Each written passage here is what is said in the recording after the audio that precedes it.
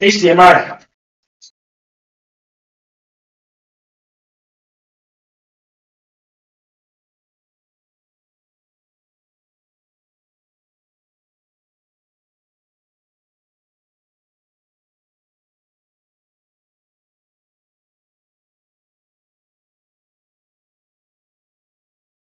Pause. Pause. Jama end stream msinyana bifu testa la mic ka semse. Topre dia live no. Eh. Okay.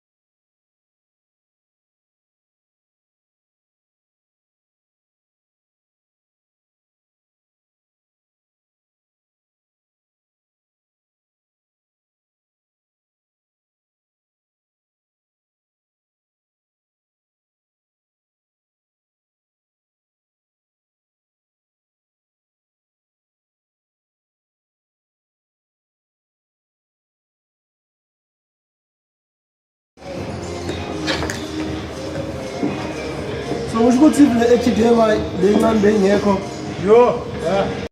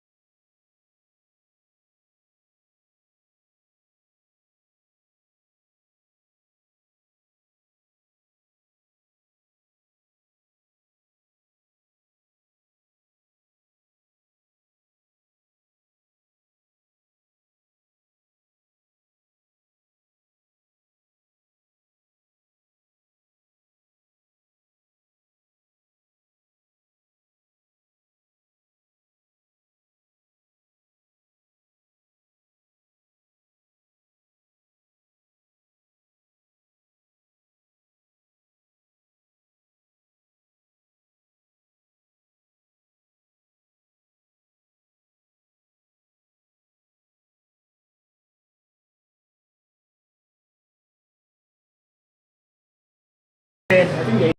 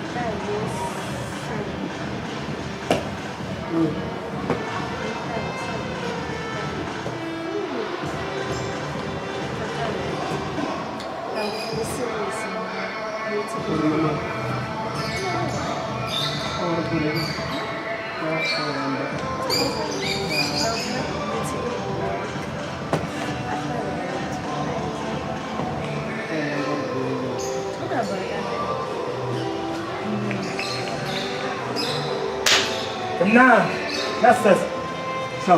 Partner in the morning, miserable.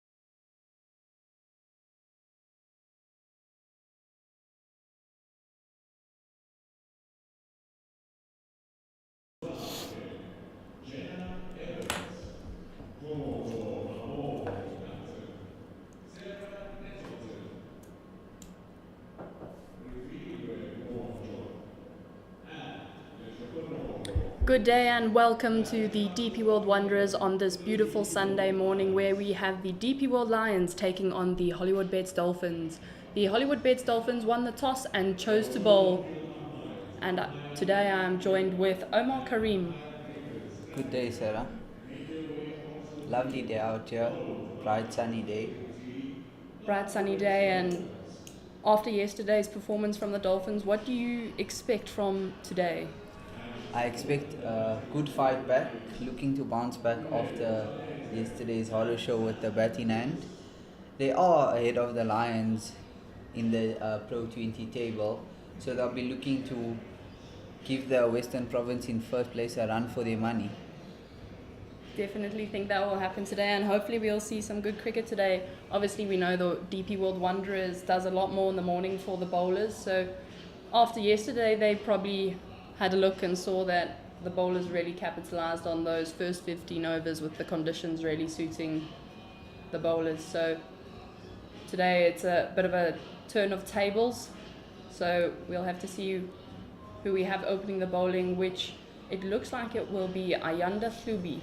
And opening the batting for the DP World Lions, we have Nonkululeko Tabete and Tasman Brits.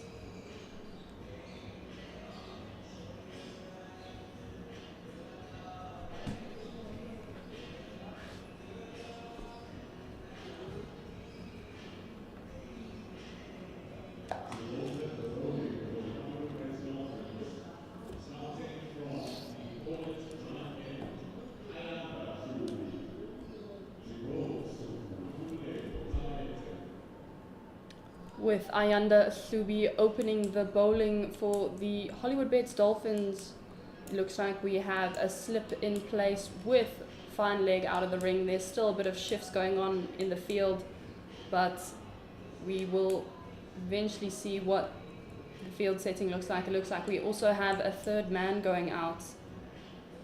We only have 3 on the onside, so really looking to close off that offside with a lot of people in the ring there. Got mid-on in the ring, mid-off in the ring, extra cover in the ring, cover in the ring, and point in the ring. So knowing Nonkululeko Tabete, she really loves that offside, but if you get it wrong, she's really going to capitalise and whip it off the legs. That's firstborn, it's a good length on the offside. No run, that's a great start there from Ayanda Hlubi. And Tabete does take her time, and knowing the nature of this wicket, I'm sure she'll look to take her time and get herself in and give herself a platform to go after the midway stage. Definitely, I think that's definitely how she plays, and she often is seen as a slow batter, but we've seen in previous games in the last few seasons that she is capable of that acceleration, and if she gets it through the fielders on the inner ring, that's straight and worked off. There's a big shout, but umpire Amy Gear not interested. No wide signaled. I think it probably clipped the thigh pad. Yeah, just seeing the replay there, it looks like it may have clipped the thigh pad there. I saw Nonkululeko Tabete sort of like pointing towards her thigh pad at the end of sort of the appeal. As we were speaking about earlier, Nonkululeko Tabete being a slow starter, but knowing the DP World Wanderers having a lightning fast outfield, if she gets it through the inner ring, that's 4. That's nice and straight, and that's driven straight to the middle fielder for no run. Good start by Ayanda Hlubi. She's been on the money. Second one drifted a bit down leg, but she is seeing a bit of movement, which will encourage her to put it up there with a slip in place. Definitely, and I think she, being in the Proteas setup, she's moved miles from where she was at the SA Under-19 2023 inaugural World Cup. She's a brilliant bowler and definitely one for the future, I'd say. And I definitely think the slope is probably aiding her a little bit. It's nice and straight, and it's very full, and Tabete goes on the back foot, which is a bit different, I'd say. Yeah, she looks a bit uncertain whether to go forward or go back at that. Probably because she has seen the ball move a bit with a slip in play. She doesn't want to get too far onto that front foot and bring the edge into play. But Klubi with good line, good length to start, and she'll be looking to close out her over with 4 dots in a row. Yeah. Definitely, it's a great start, as you mentioned, and you mentioned earlier that she's getting quite a bit of movement and quite a bit in and out, and that has been signalled wide, just tickling the wide line, I'd say. I think with that first 4 dots, she looked to put it a little bit out there for Tabete to go at it, maybe a little bit of away movement, bring the edge into play again. That's definitely a good spot there. Just trying to tempt her to go fishing. And then hopefully tickle the edge of the bat.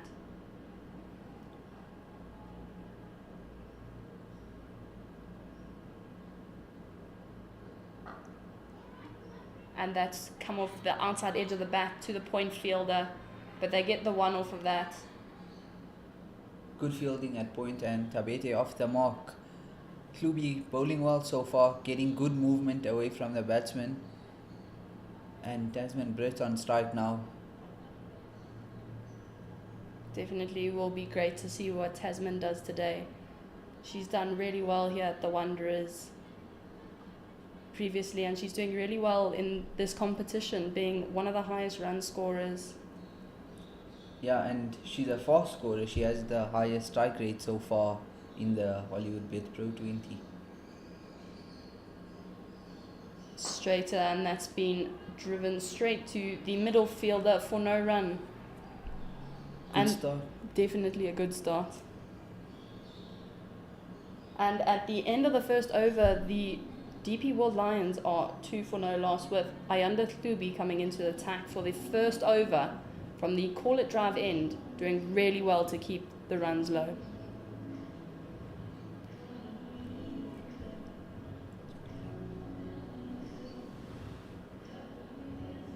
And it looks like we'll have Nonkululeko Mlaba coming into bowl from the golf course end.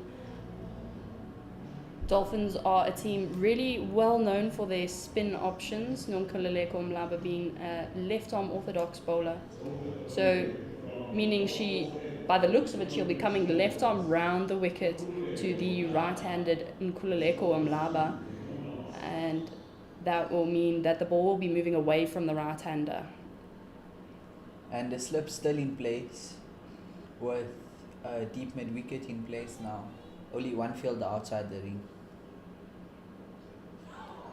Ooh, and that's a great ball. Great start from Nonkululeko Mlaba. Looks like Nonkululeko Tabete was trying to just whip that off her legs. She really loves that shot on her legs. But with Nonkululeko Mlaba being a leg spinner, not a leg spinner, sorry, a left arm orthodox, the ball moving away will definitely bring that slip into play eventually. And that's nice and full, and that's been blocked by Nonkululeko Tabete. I think the keeper Penini did miss a slight chance of a stumping on that first ball. Her back foot did go up a bit as she pushed forward at it.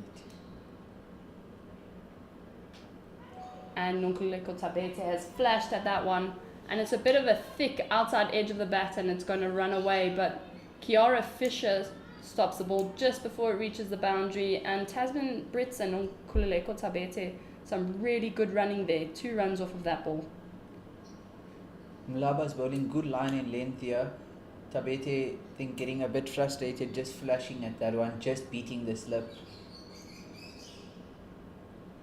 And that's gone down the leg side, and Tabete tried to sweep that one but missed out, and umpire is calling that a wide. I think she's a bit frustrated, missing out on that, any bat on that, and it was going down to the boundary with no fielder down there. This one's a bit of a better line, and that's been driven straight to the middle fielder. Definitely, I think the leg side is there's quite a few fielders on the leg side, but nothing behind. So if Tabete is able to sweep that behind, she'll definitely get reward. There you go, as we're speaking about it, it's on the leg side and it's swept down to the boundary for 4 runs. Good shot by Tabete. Mlaba drifting a bit down leg. I think she would want Tabete to like flick off her legs, bringing the outside edge into play with the ball turning away from her, but that's just drifting a bit too much down leg and allowing the batsman to get 4 runs.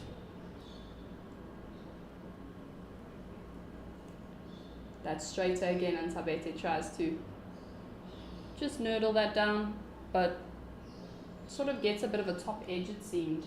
And that is the end of the second over, and the DP World Lions got quite a few runs off of that over, meaning they are currently sitting on 9 for the loss of no wickets after 2 overs. The wicket has looked a little bit slow, like not coming onto the bat nicely, as we saw that last ball even of Ayanda Hlubi's first over to Tasman Brits. It was a bit uppish as she was a bit early into the shot, and I think that's where we see the ball just holding up a little bit in the surface. Definitely, that's a great observation. The ball is holding it, and knowing the Wanderers being a fast pitch, it looks like umpire Amy Gear just went off for a second there, and she is back on. And as you mentioned earlier, Sarah, the wicket doing a bit more in the morning at the Wanderers, Dolphins will look to capitalize and pick up some early wickets, knowing the Lions have good batting depth here. Yeah, definitely. I think you're very right on that one.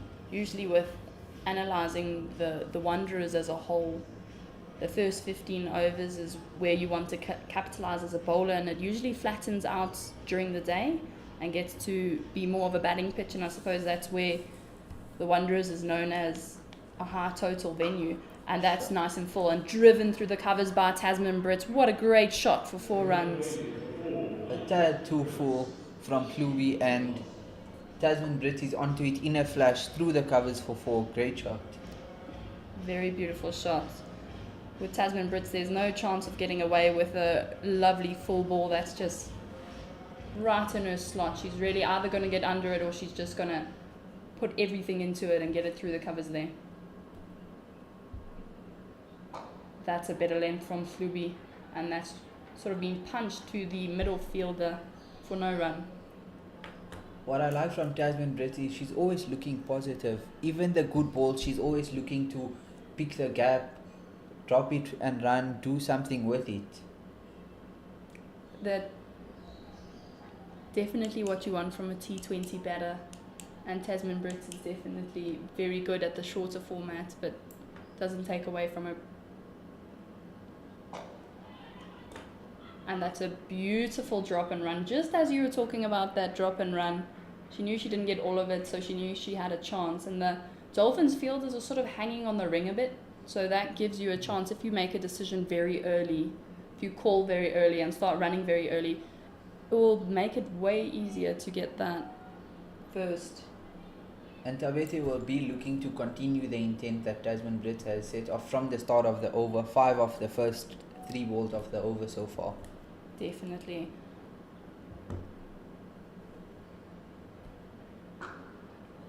That's a bit straight and sort of being punched to the middle region. I think the bowler got a little bit of a hand on that, stopped it from going down the ground for a bit of runs. But good intent from Tabete. Definitely, and now it looks, she seems to be a bit more comfortable now in this third over, seeming to have settled a little bit more. We'll probably have to see a bit more of her before we can surely say she's settled a lot more.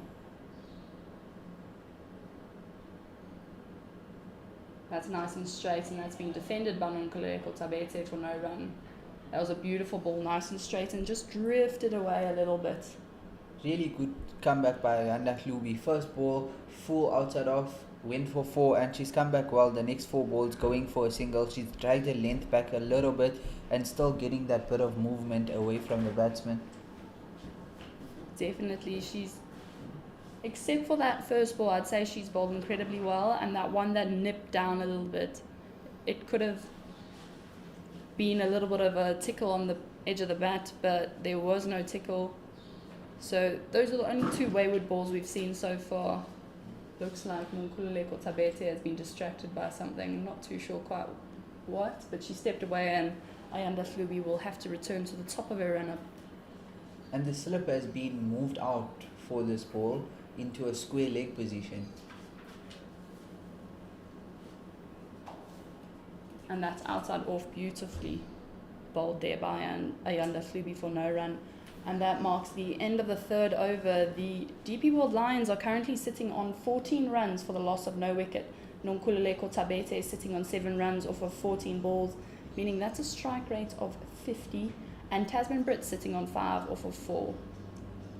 I think Tabete will need to look for to get off strike better, assist Tasman Brits. Tasman Brits look positive, but the pressure will go back onto her the more Tabete takes time up scoring at a strike rate of 50. Definitely, but as an experienced player, Nonkululeko Tabete, having played provincial cricket for a very long time, having played a test match or 2 for the Proteas, and Tasman Brits has been castled by Nonkululeko Tabete, trying to just play it off her legs, and she departs for 5 runs. Looked like a bit of a quicker one from Laba. Did Tasman Brits. And as we see the replay here, that's a beautiful line and just moved away, and Tasman Brits has played around that ball. It looks like that was pitching on middle and leg and just moved away quite nicely, and Tasman Brits departs. And the new batter to the crease from the DP World Lions, Kirsty Thompson. As we see again from Laba, just getting the ball to pitch on a leg stump, turning away, and the off stump goes out the ground. Does definitely look like that one was a bit quicker, a little bit flatter.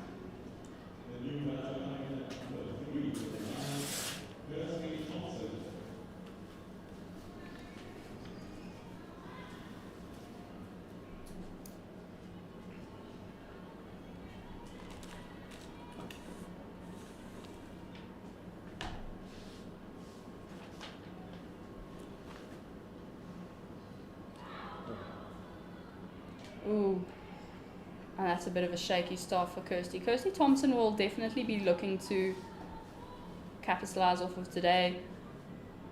She has been very successful in the 20 over competition this season so far. And that's outside off, and that's guided beautifully just past the slip, and that may run away for 4.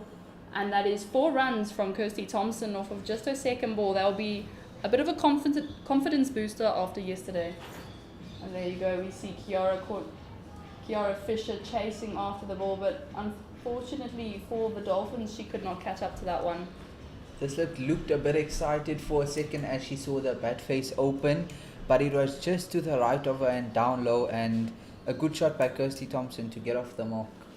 Definitely a brilliant shot of Shauna Colbert-Clerk. That's straighter and being defended by Kirsty Thompson. Seems like Nonkululeko Mlaba is getting quite a bit of purchase off of the pitch. She seems to be moving it quite nicely today.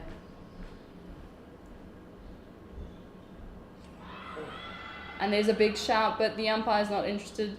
All the Dolphins running in seem very interested.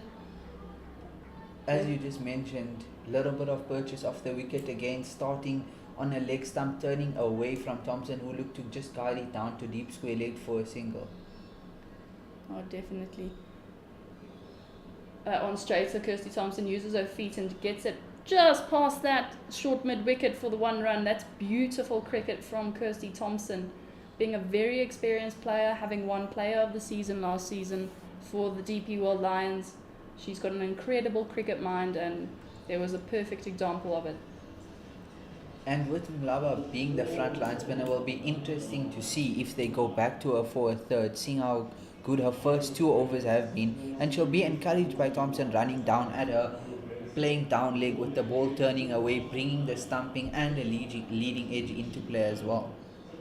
Definitely, it's a very great choice to start with her, I'd say, as you have mentioned now and previously. That leading edge would be lovely to see. And it looks like from the call it drive end, we have Zinhle Mali coming into the attack after Ayanda Klubi's first 2 overs, which went for 7 runs.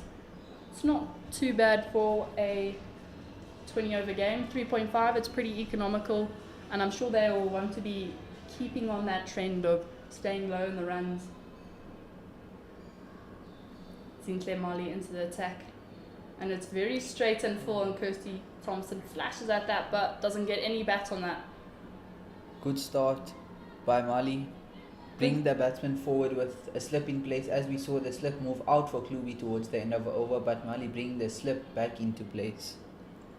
Definitely, I think they will be wanting to make another early breakthrough, really break down the batting lineup of the DP World Lions. And it's outside off, and Kirsty Thompson flashes at it straight to the extra cover fielder for no run. Good start by Mali. Bring the batsman onto the front foot.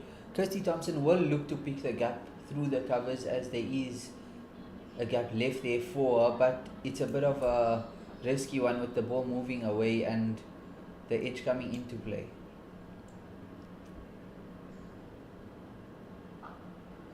Definitely, as you see there again, Kirsty Thompson really searching to try and get it through the covers there.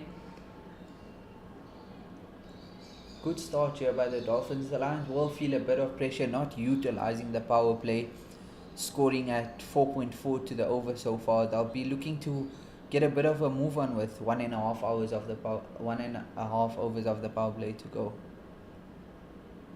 And that's straight in. There's that away movement you were talking about. There was a lot of that there, but I think it was a bit too on the middle stump, leg stump line initially for it to bring the slip into play, almost too straight. But definitely the Lions haven't capitalized on the power plays so far. It's outside off, and Kirsty Thompson cuts that straight to the point fielder. Again, Thompson missing out on a wide ball outside off stump, looking to cut that away, but picks the point fielder, and 5 dots in a row. Your pressure building on Kirsty Thompson. Yeah, definitely a lot of pressure, but being a senior player, I think she will be able to handle that pressure, but I guess we'll see how the game continues. Usually she's like one of the best players of a cut I've seen. There you go, there's the cut shot again. I think that was a beautiful line and length from Zinhle Mali. And maiden over to start for Zinhle Mali.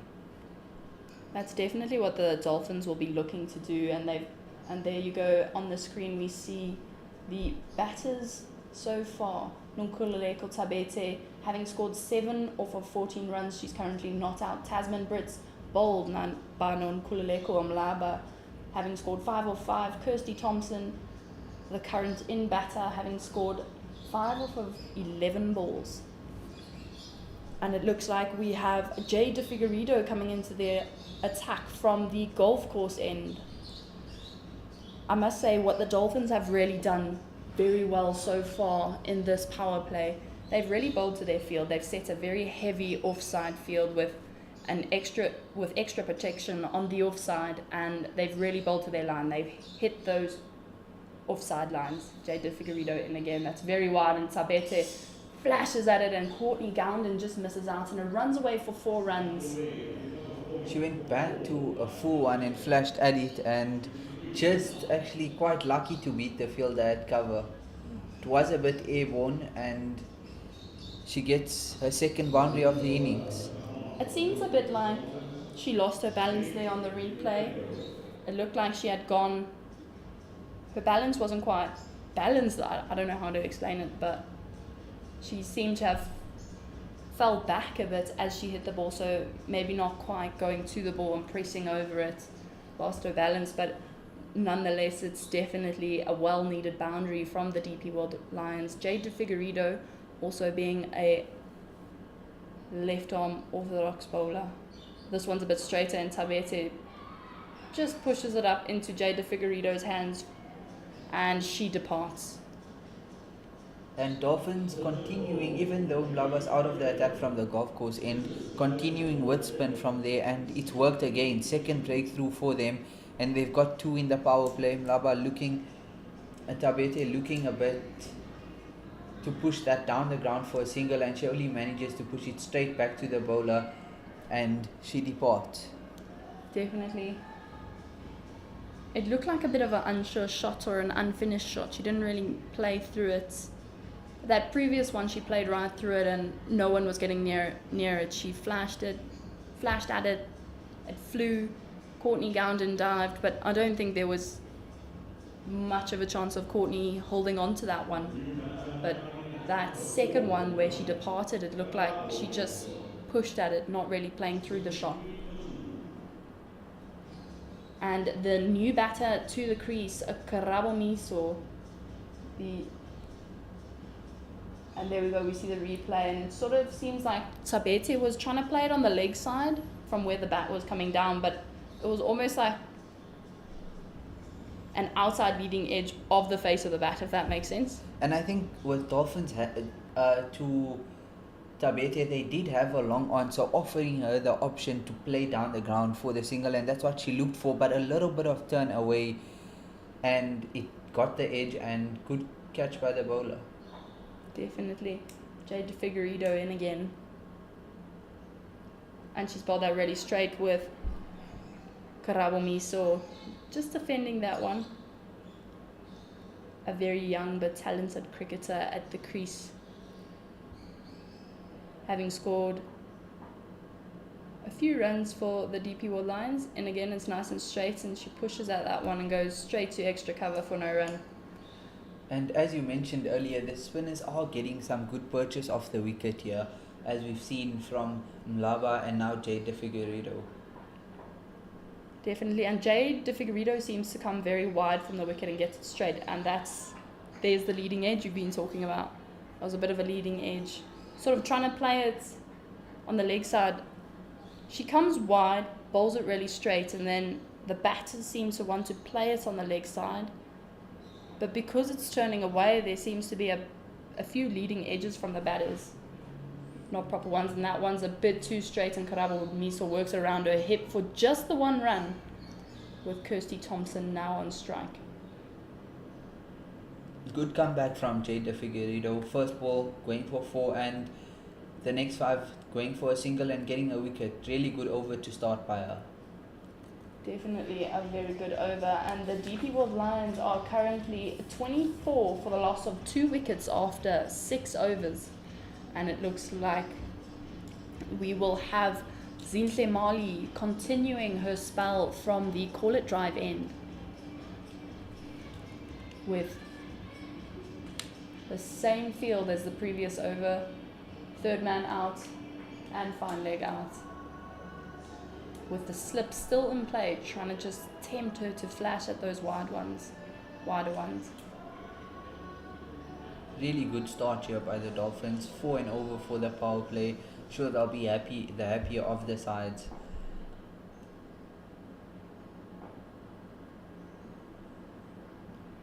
This one's a bit straighter and it's been defended. There's a huge shout from the Dolphins, but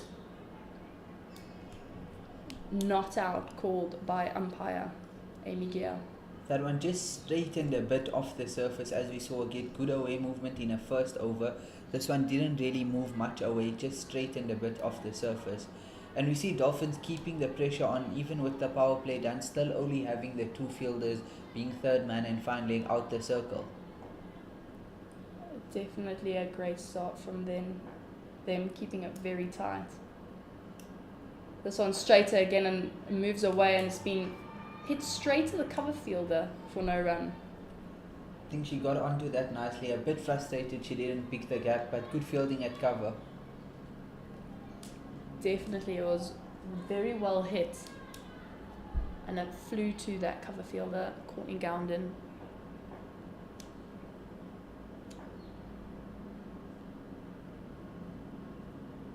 Bit straighter again, and that's driven really well in the gap, and there's a dive from the middle fielder, and it will run away for 4 runs, and Karabo Miso will be relieved to have scored that boundary. She is now sitting on 5 runs off of 7 balls. That was a great effort there from the fielder at mid-off to try and cut that off.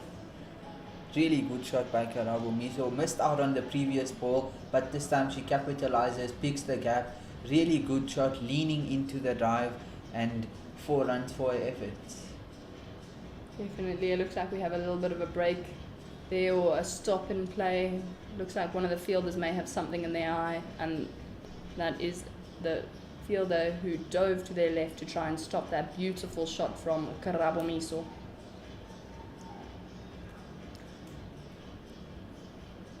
And that is Nondomiso Shangase, who tried to stop that ball. A brilliant fielder.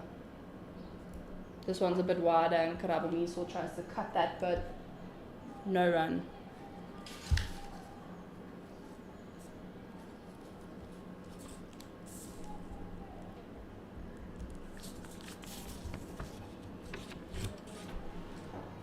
And at the end of this 7th over, we will have a commentary change with Simon Gear joining Omar Karim.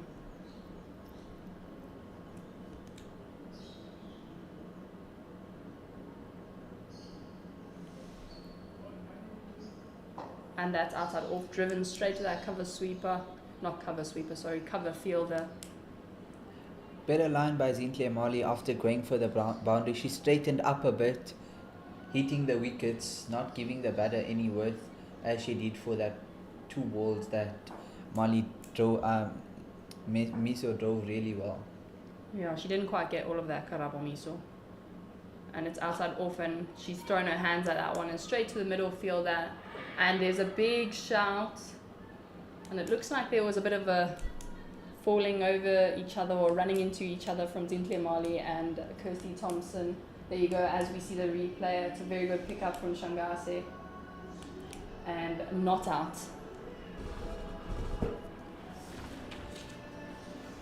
"28 for 2 after 7. And now joining me into the commentary box comes Simon Gear. Yeah, Welcome, Simon. a very good morning to you. How are you, Omar?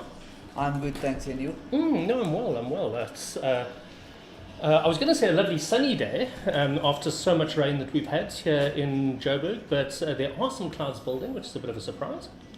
Yeah, it does look like it's getting a bit gloomy, but that is a bit far. I think that will only probably come by this evening. Right, so Jade De Figueiro continues her spell, and this is just driven nicely out through extra cover by Karabo Miso, by Kirsty Thompson, in fact, for another 4. She goes to 9, and the Lions go to 28 for 2. 32 for 2, my apologies. A rather cautious start by the Lions today. Yeah, as Sarah mentioned earlier, the wicket does do a bit more in the morning here at the Wanderers, and the Dolphins did capitalize on that. Another good drive, but a diving stop out there at mid-off, and they just go through for the single, 33 for 2. Good use of the feet by Kirsty Thompson, giving herself a little bit of room to play with the turn and pick the gap through the covers. Again, lofted up outside the off stump, and Karabo Miso just frees her hands there, plays through the ball. That rushes away for 4 as well. And I do think Jade De Figueiro has been just slightly too loopy outside the off stump to these 2 batters. She did have a good first over. She was starting on the middle and off and getting it to turn away, but this over so far, she's thrown it a little bit outside the off stump, giving the batters a chance to throw their arms, as we see a long off goes into place. Yeah, so they've dropped that long off right the way back down to the boundary. On the offside, there still is an extra cover and a point, and someone at 45. In fact, 2 people at 45. There's a sort of backward point and a short third man. This time just defended by Karabo back up the pitch, and no run. Better length there from Jade De Figueiro, hitting the wickets instead of giving the batters room to throw their hands outside the off stump, as we see the slip move out into a short third man.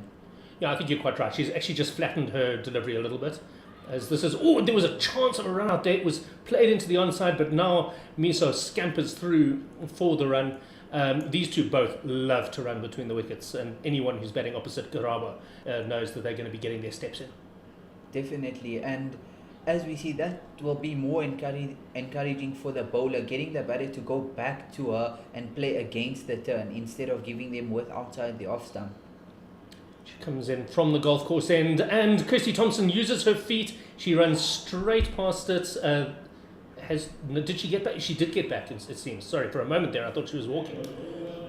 I think the keeper just completely missed that. I think you're right. I think that's exactly what happened, yes. Let's have a look. She comes down the pitch, it bounces a little bit, and the keeper drops it. It hits her in the chest, and Kirsty Thompson gets a life. Kwanga Pinini will be a bit frustrated. Kirsty Thompson ran past that, and she had time, but bounced out of her gloves, and as we see, she does look a bit frustrated at herself for missing that stumping opportunity.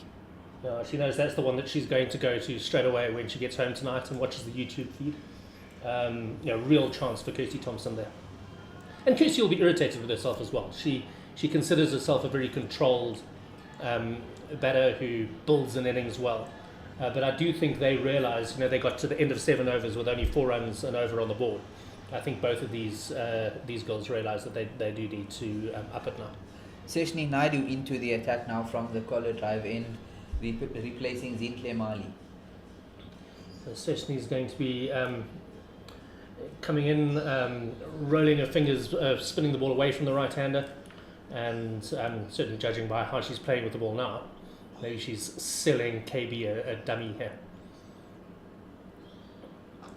Floats up really well, nice movement through the air. There's a run straight to mid-off, and they do scamper through. They definitely took on the arm there, but got through because they set off straight away. They were confident that both of them knew they were going to go for the run. A really good start by Seshni Naidu. Good flight, good turn away, and a little bit airborne. Yeah, she got a little bit of drift into the right-hander there, which I thought was really, really nice. This one just left alone outside the off-stump. Kirsty Thompson trusting that wasn't the one that comes back into her, and no run. Good speed through the air as well by Seshni Naidu, not giving the batsman time to settle and get on the back foot and play away. Yeah, I spoke to one of the folks involved yesterday. I'll tell you that about that in a moment. Slightly shorter and just played off the back foot, but it actually goes past that short 45 and they get a 4. That was poor fielding, I think, by the Dolphins. This person I spoke to yesterday was very impressed by the speed through the air, particularly from Lefty Mlambo, but generally the Dolphins spinners, I think, are all coming under her influence and really pushing that ball through. Mlambo, of course, sorry, not Mlambo. 4th ball of the over. She goes for a sweep. She's trapped in front and has a bit of a stare back at the umpire, but I think there was nothing wrong with that. That looked very, very straight indeed. And once again, one of Kirsty Thompson's weaknesses is playing across the one that's going straight on. And she's done. She is out LBW for 14. And a good ball starting on middle stump, but Kirsty Thompson looking to play across the line instead of just going with a straight bat down the ground, rotating strike. And Lions in a bit of a spot of bother here at 43 for 3. Partnership was just building off 20, looking for a bit of a rebuild, but Seshni Naidu draws the false shot and Dolphins strike again. Yeah, I mean, I've seen Kirsty get out a lot like that, playing across ones that she really should be driving down the ground. And I think she'll be irritated with herself looking at that. Oh yeah, nothing wrong with that. I think I hit her in the middle, and she departs, which brings Sinette Fullion low onto the pitch, and a chance now, I think, for the Lions really to start attacking and upping this run rate. So far, only 8.4 overs gone so far. But what do you think is the target the Lions will be looking at, Simon? Look, I think at this ladies Div 1 level, once you get past 110, 120, you're usually in the mix. You definitely want to get people under pressure scoring more than a run and over. Looped in this time a very, very full ball and played quite circumspectly by Sinet pulling low out to mid-off and no run. We see Seshinyadu just slowing her pace up a little bit, maybe looking to get a little bit more turn to the new batter. I mean, I will say, looking at this lineup, it's runs out of big hitters quite quickly. And once Jenna Evans is out, then we've got people who can bat but are not going to be really taking it to the Dolphins. So, and I've never really, I'm surprised to see Slice Intozake batting as high up in this order, certainly ahead of Jenna Evans, who really can hit it hard. So I think another couple of wickets here, and the Dolphins are really going to rate their chances. Yeah, and I think if these two batters will be looking to rebuild a bit here, maybe get to around the 75-80 mark by the 15th over with wickets in hand, and give the likes of Jade Evans, Jenna Evans a chance to go and have a bit of a hit in the last 5. Yeah, I think you're completely right. I think that someone like Jenna Evans needs some time just to really get herself established, and then she can go at 10 runs and over, no problem. Kira Fisher is into the attack. She's going to be coming around the wicket from Davies Radebe's end, the golf course end.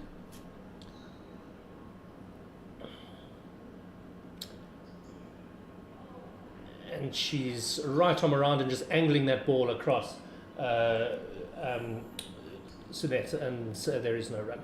As we just see a change of field here, spreading the field a little bit for the new bowler with a deep mid-wicket, deep square, and a long on and a long off. Again, played quite circumspectly by Fullion Low. Yeah, they have spread that that field to protect against this very, very big hitter of the ball.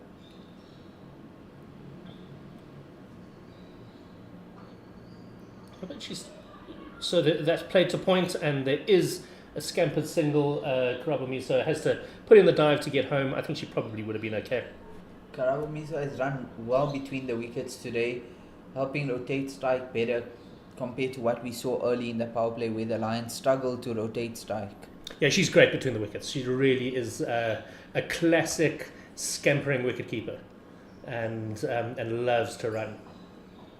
But Kara Fisher's bowled well these first 3 balls of her spell. Again, slightly shorter outside the off stump, but I think just coming around the wicket and angling it across Mizo means that KB feels a little bit cramped, not really able to free her arms yet. This is good bowling.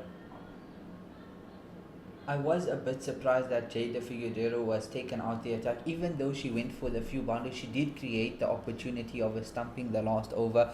And maybe it's just Kiara Fisher getting through her over quickly, darting it in and putting on a bit of a squeeze. Played out to that deep mid-off and only the 1 run. And the Lions go to 45 for 3 after just shy of 10 overs. So yeah, this gets them at halfway to just under 50, I suspect. And then they really have to think about how they want to play these next 10 overs. And that is left alone outside the off stump. That is the end of the over. 10 overs gone. The Lions are 46 for 3. A run rate, obviously, of just under 5 runs and over, which is slow for T20. But the women generally, the past score, as I said, is round about a run a ball. But I think the Lions might have their work cut out for them to get up there.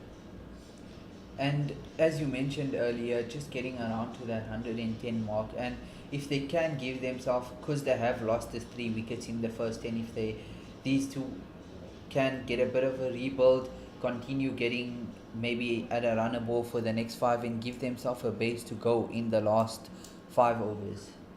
Yeah, I hope so. I mean, both of them look better and better the longer they're in. They're both those sort of batters.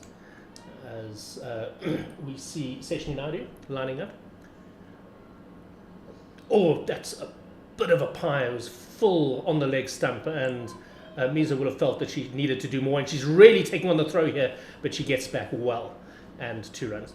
Great running again. She will feel like she missed out there. A full toss, got down low to sweep that, but the fielder deep backwards square leg did well to cut that off and stop the boundary. 2 runs only.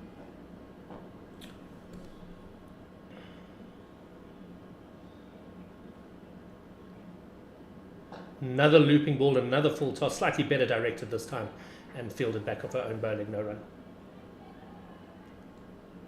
Karabo Miso has looked positive as she's got in now 14 of 18 so far, and she'll look to kick on from here, having got a bit of a start so far. Again directed a little bit to leg side and looped not altogether safely over the person at mid-wicket. But they do come back for 2 runs. Yeah, Karabo is a vulnerable player in the first 10 to 15 balls of her innings. Once she gets in, she just looks better and better and better. But I've often seen her get out in the first 10 balls, just basically looking uncomfortable.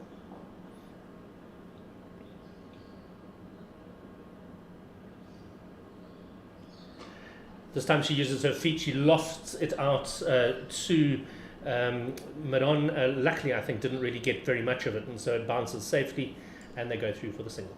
And I think Seshni Nadu will be happy with the way she's come back after those first 2 full tosses. The third ball where we did see a leading edge go over mid-wicket from Karabo Miso, and this time running down the wicket, playing down to long on. If she just gets a little bit of turn away, could bring the leading edge into play and the stumping again. Yeah, we haven't seen her get too much turn this session, have we? She's really looping it though this time, and this is driven straight back down. Will Ayala Klubi make it? No, she doesn't, and so that is 4 runs to Fulun Low, and the Lions go on to 55 for 3. Good over so far here by the Lions, 9 off it so far. Seshni Nadu will be a bit upset with herself, bowling a few loose balls here, full tosses, and Fulun Low puts that away to the boundary. Yeah, I mean the real test here is going to be if Low tries to take on this mid-on. Speared, actually really, really good ball, speared in a little bit faster, takes away the loop, and just played to the short mid-on, and no run. And Lions moving up a bit to the 5-run mark per over. They'll be happy with that. And 55 for 3 after 11, scoring at 5 and over so far as Kiara Fisher continues from the golf course end. Yeah, 5 runs and over has got to be the absolute minimum. And if anything less than that is a disaster as opposed to the score. But they should certainly be looking at least 6 runs and over. If they can get north of 125, 130, then I think they'll definitely be very confidently in the game. Yeah, and with the way they started the power play, looped again and played quite easily through that gap down to mid-off. They're going to come through just for the single, 56 for 3. The way they started the power play, they were just at that 4-run mark and over a bit under, so they will be happy with the way they've got through after the power play until this point, and from here they'll be looking to kick on, as we just saw there. Good shot down the ground, and they'll be looking for more rotation of strike like that. Shorter ball and just slapped out to mid-off, slightly agricultural shot, but pretty much exactly the same results as the previous ball, one run. Good batting here from the Lions, identifying that they've turned the pressure back on the Dolphins a little bit, and rotating strike will continue to keep the run rate ticking over. Looped again and just played straight to the lass at cover, and no run.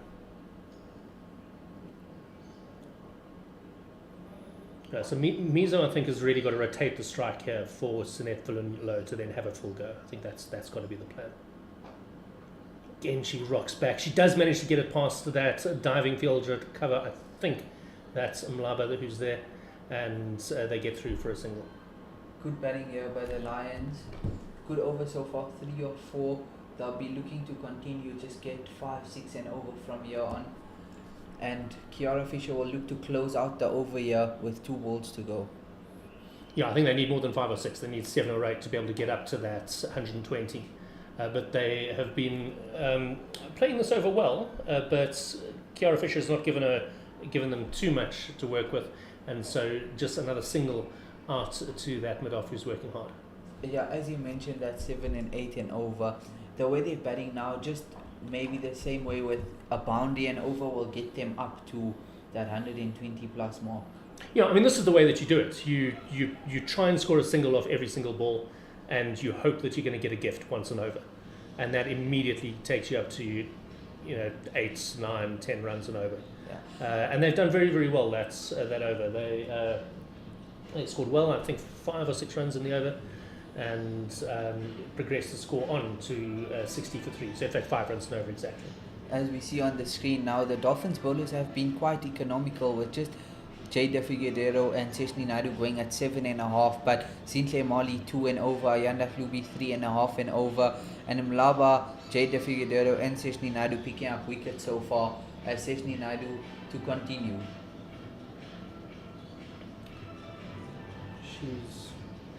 Where is she? She's messing around. Okay, here she is. She's given the ball back to the umpire. There seems to be some uncertainty from the Dolphins as to whose turn it is to bowl here. Come on, chaps. So Shangas is waving her arms around. Candle is being ordered around. No one wants to bowl. At this point, umpire Amy Gear is thinking maybe she should have a go. It is going to be Ayanda Hlubi to bowl from this call it drive end. Ayanda Hlubi had a really good start to the opening overs, and she'll be looking to put a bit of a squeeze back on the Lions here, coming back into the attack from the collar drive end. Of course, had a really good start to her international career as well quite recently, and is definitely one of the rising stars of women's Proteas cricket. An exciting prospect for the future, I think. Did very, very well at age group level as well. So definitely seems to be a period of uncertainty amongst the Dolphins here. Hlubi didn't know she was going to bowl. She's now gone to the top of her run-up and is now ordering everyone around. So this is a bit of a concern. I have a sense that maybe the Dolphins need to be a little bit more on top of what their plans are here.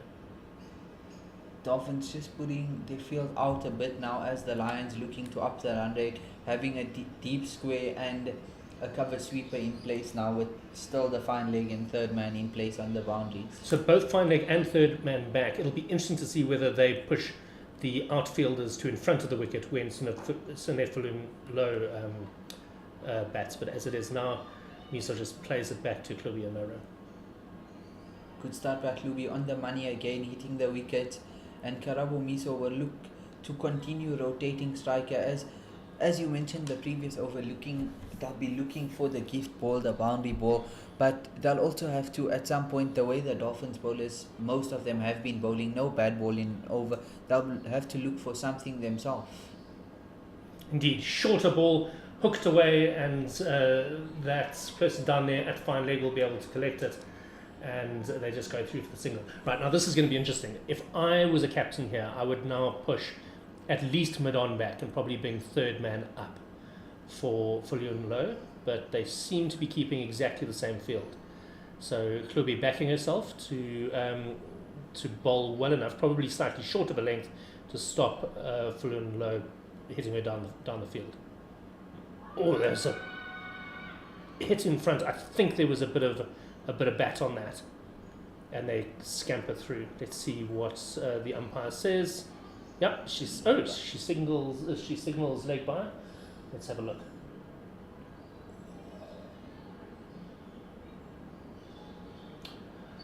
Benefit of the doubt to the batter there, I think, eh? Yeah, look, maybe that little bit of away movement just saved her. Maybe just that looked good. Yeah, it really did. Yeah, I think if she didn't get an inside edge on that, and the umpire did suggest that she didn't, I think she might have scored one there.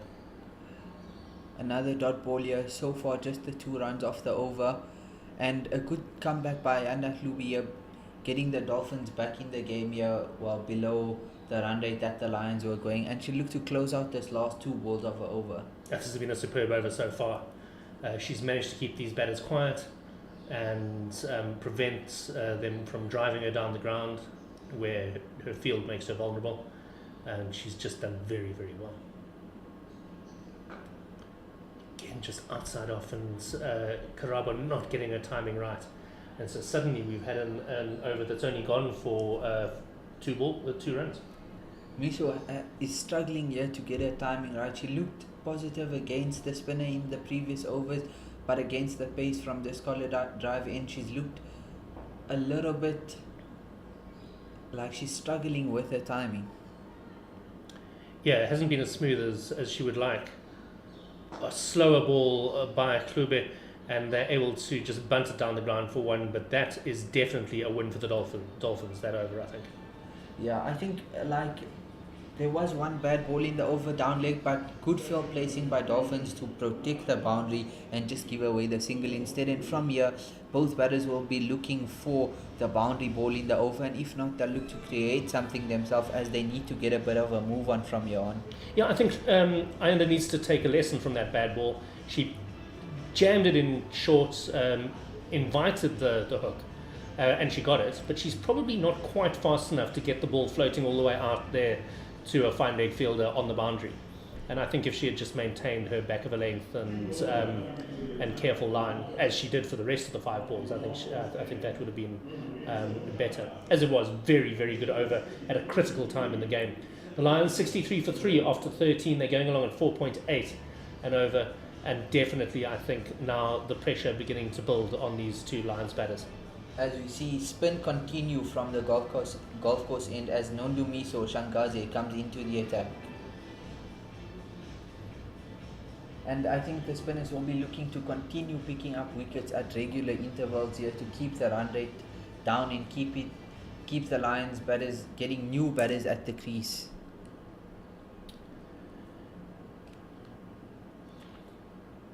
Right arm over, and there's an attempted sweep that doesn't go anywhere, and no run.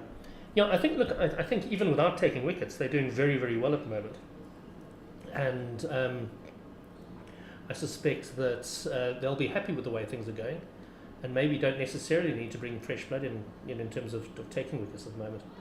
Worked away by Miso, it's going to be collected at a deep backward square leg, and they just go through for the 1. 64 for 3. Now we're coming up from here. Ntozake, not known as a batter.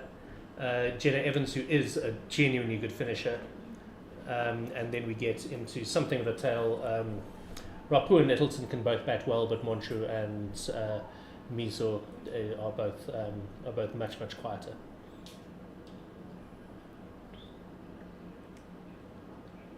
Worked into the onside, no run.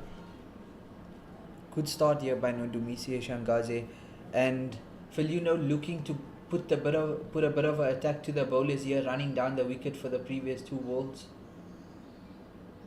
She does it again. She hits it hard at that catching mid-wicket. There's a good diving stop at deep mid-on, and they're going to come back for the second. The throw's slightly wayward, and they get 2. Good running by the Lions, a direct hit, and maybe she was in trouble, but good running due to the misfield at short mid-wicket. Yeah, I mean, she got down to it. It went through her legs. There's no real excuse for that, but it was hit very, very hard. This time slightly wayward, in fact just down the leg side, didn't touch anything, so it's called a wide by Davies Radebe, and 2 balls remaining in the over. 1 ball remaining in the over, in fact. Jammed down, but this time a sweep, and she manages to get past that fielder at short fine leg and away for 4. Slightly disappointing end to that over, I think. So as we get past 14 overs, the Lions are 71 for 3. Karabo Miso is there on 23. Senef Fulian Low, they're on 14. They've now got a partnership of 28 going. Just 6 overs remaining in this innings, and the Lions, I think, will probably have liked at least another 14 to 20 runs on this on the scoreboard at the moment. I think they're feeling a little bit below par as far as where they are. I welcome Sarah Barber to the seat next door to me. Thank you, Simon. Sunette Viljoen Low looking to probably try and catch up and get that strike rate above 100.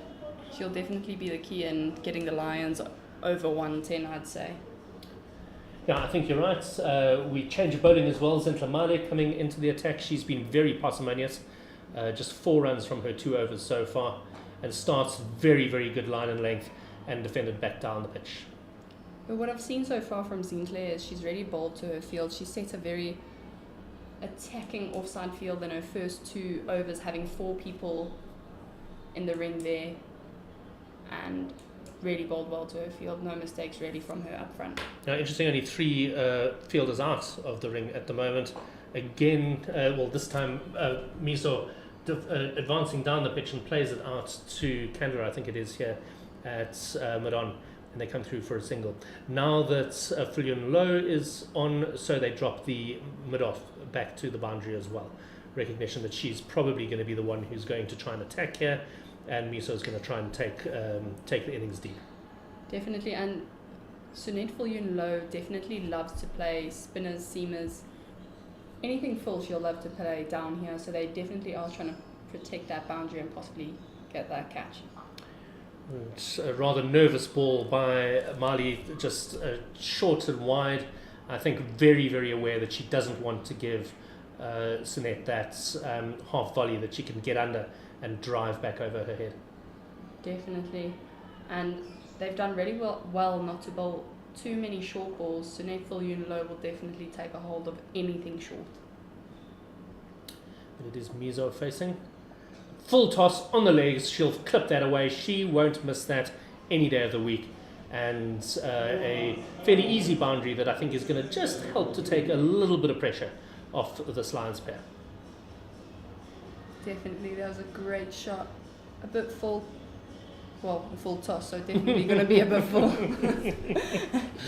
But Karabo Miso does really well to get that one away for 4, definitely capitalising on that bad ball. Beautifully timed. Again, they bring the mid-off up, and they have in fact dropped the square leg back to protect, which was a bad ball actually. You shouldn't really be setting a field for bad balls. Good length there, and just played out into the offside, and no run. Miso looking like she's playing with a lot of bottom hand today. She's not really getting that timing right, particularly on the offside. Yeah, definitely. I agree with you there. But I have seen quite a bit of confidence from her this innings so far. Just rocking back now and playing across the line, and there's going to be a bit of a foot race out, but that deep square leg does come through, and she collects it, and they go through for 2. Yeah, there's been a lot more confidence. She walked onto the field after that wicket fell, and she seemed to have some sort of aura about her, shoulders back, very confident, and she's really well capitalised on that aura that she came out with. Even if she's been struggling on the offside, she's still been able to capitalise off of those bad balls, and she did absolutely pummel one through the offside, which was a great shot that went for 4 runs. But there's been definitely a lot of confidence from her this innings. Right, Shangaisa is now going to resume from the golf course end, and she'll be bowling to Sunette Viljoen Low, who had a good strong look at the leg side there.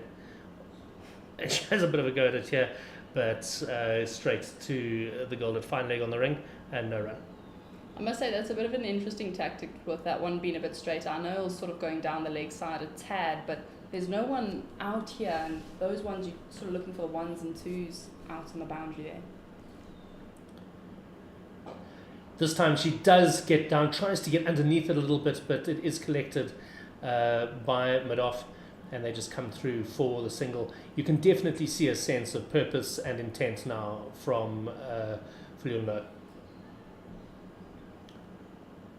I think undoubtedly this is the plan. Karabo Miso will try and rotate the strike. She does this very, very well. She just gets a little scratch in it. It goes fine enough that it gets past that short fine leg.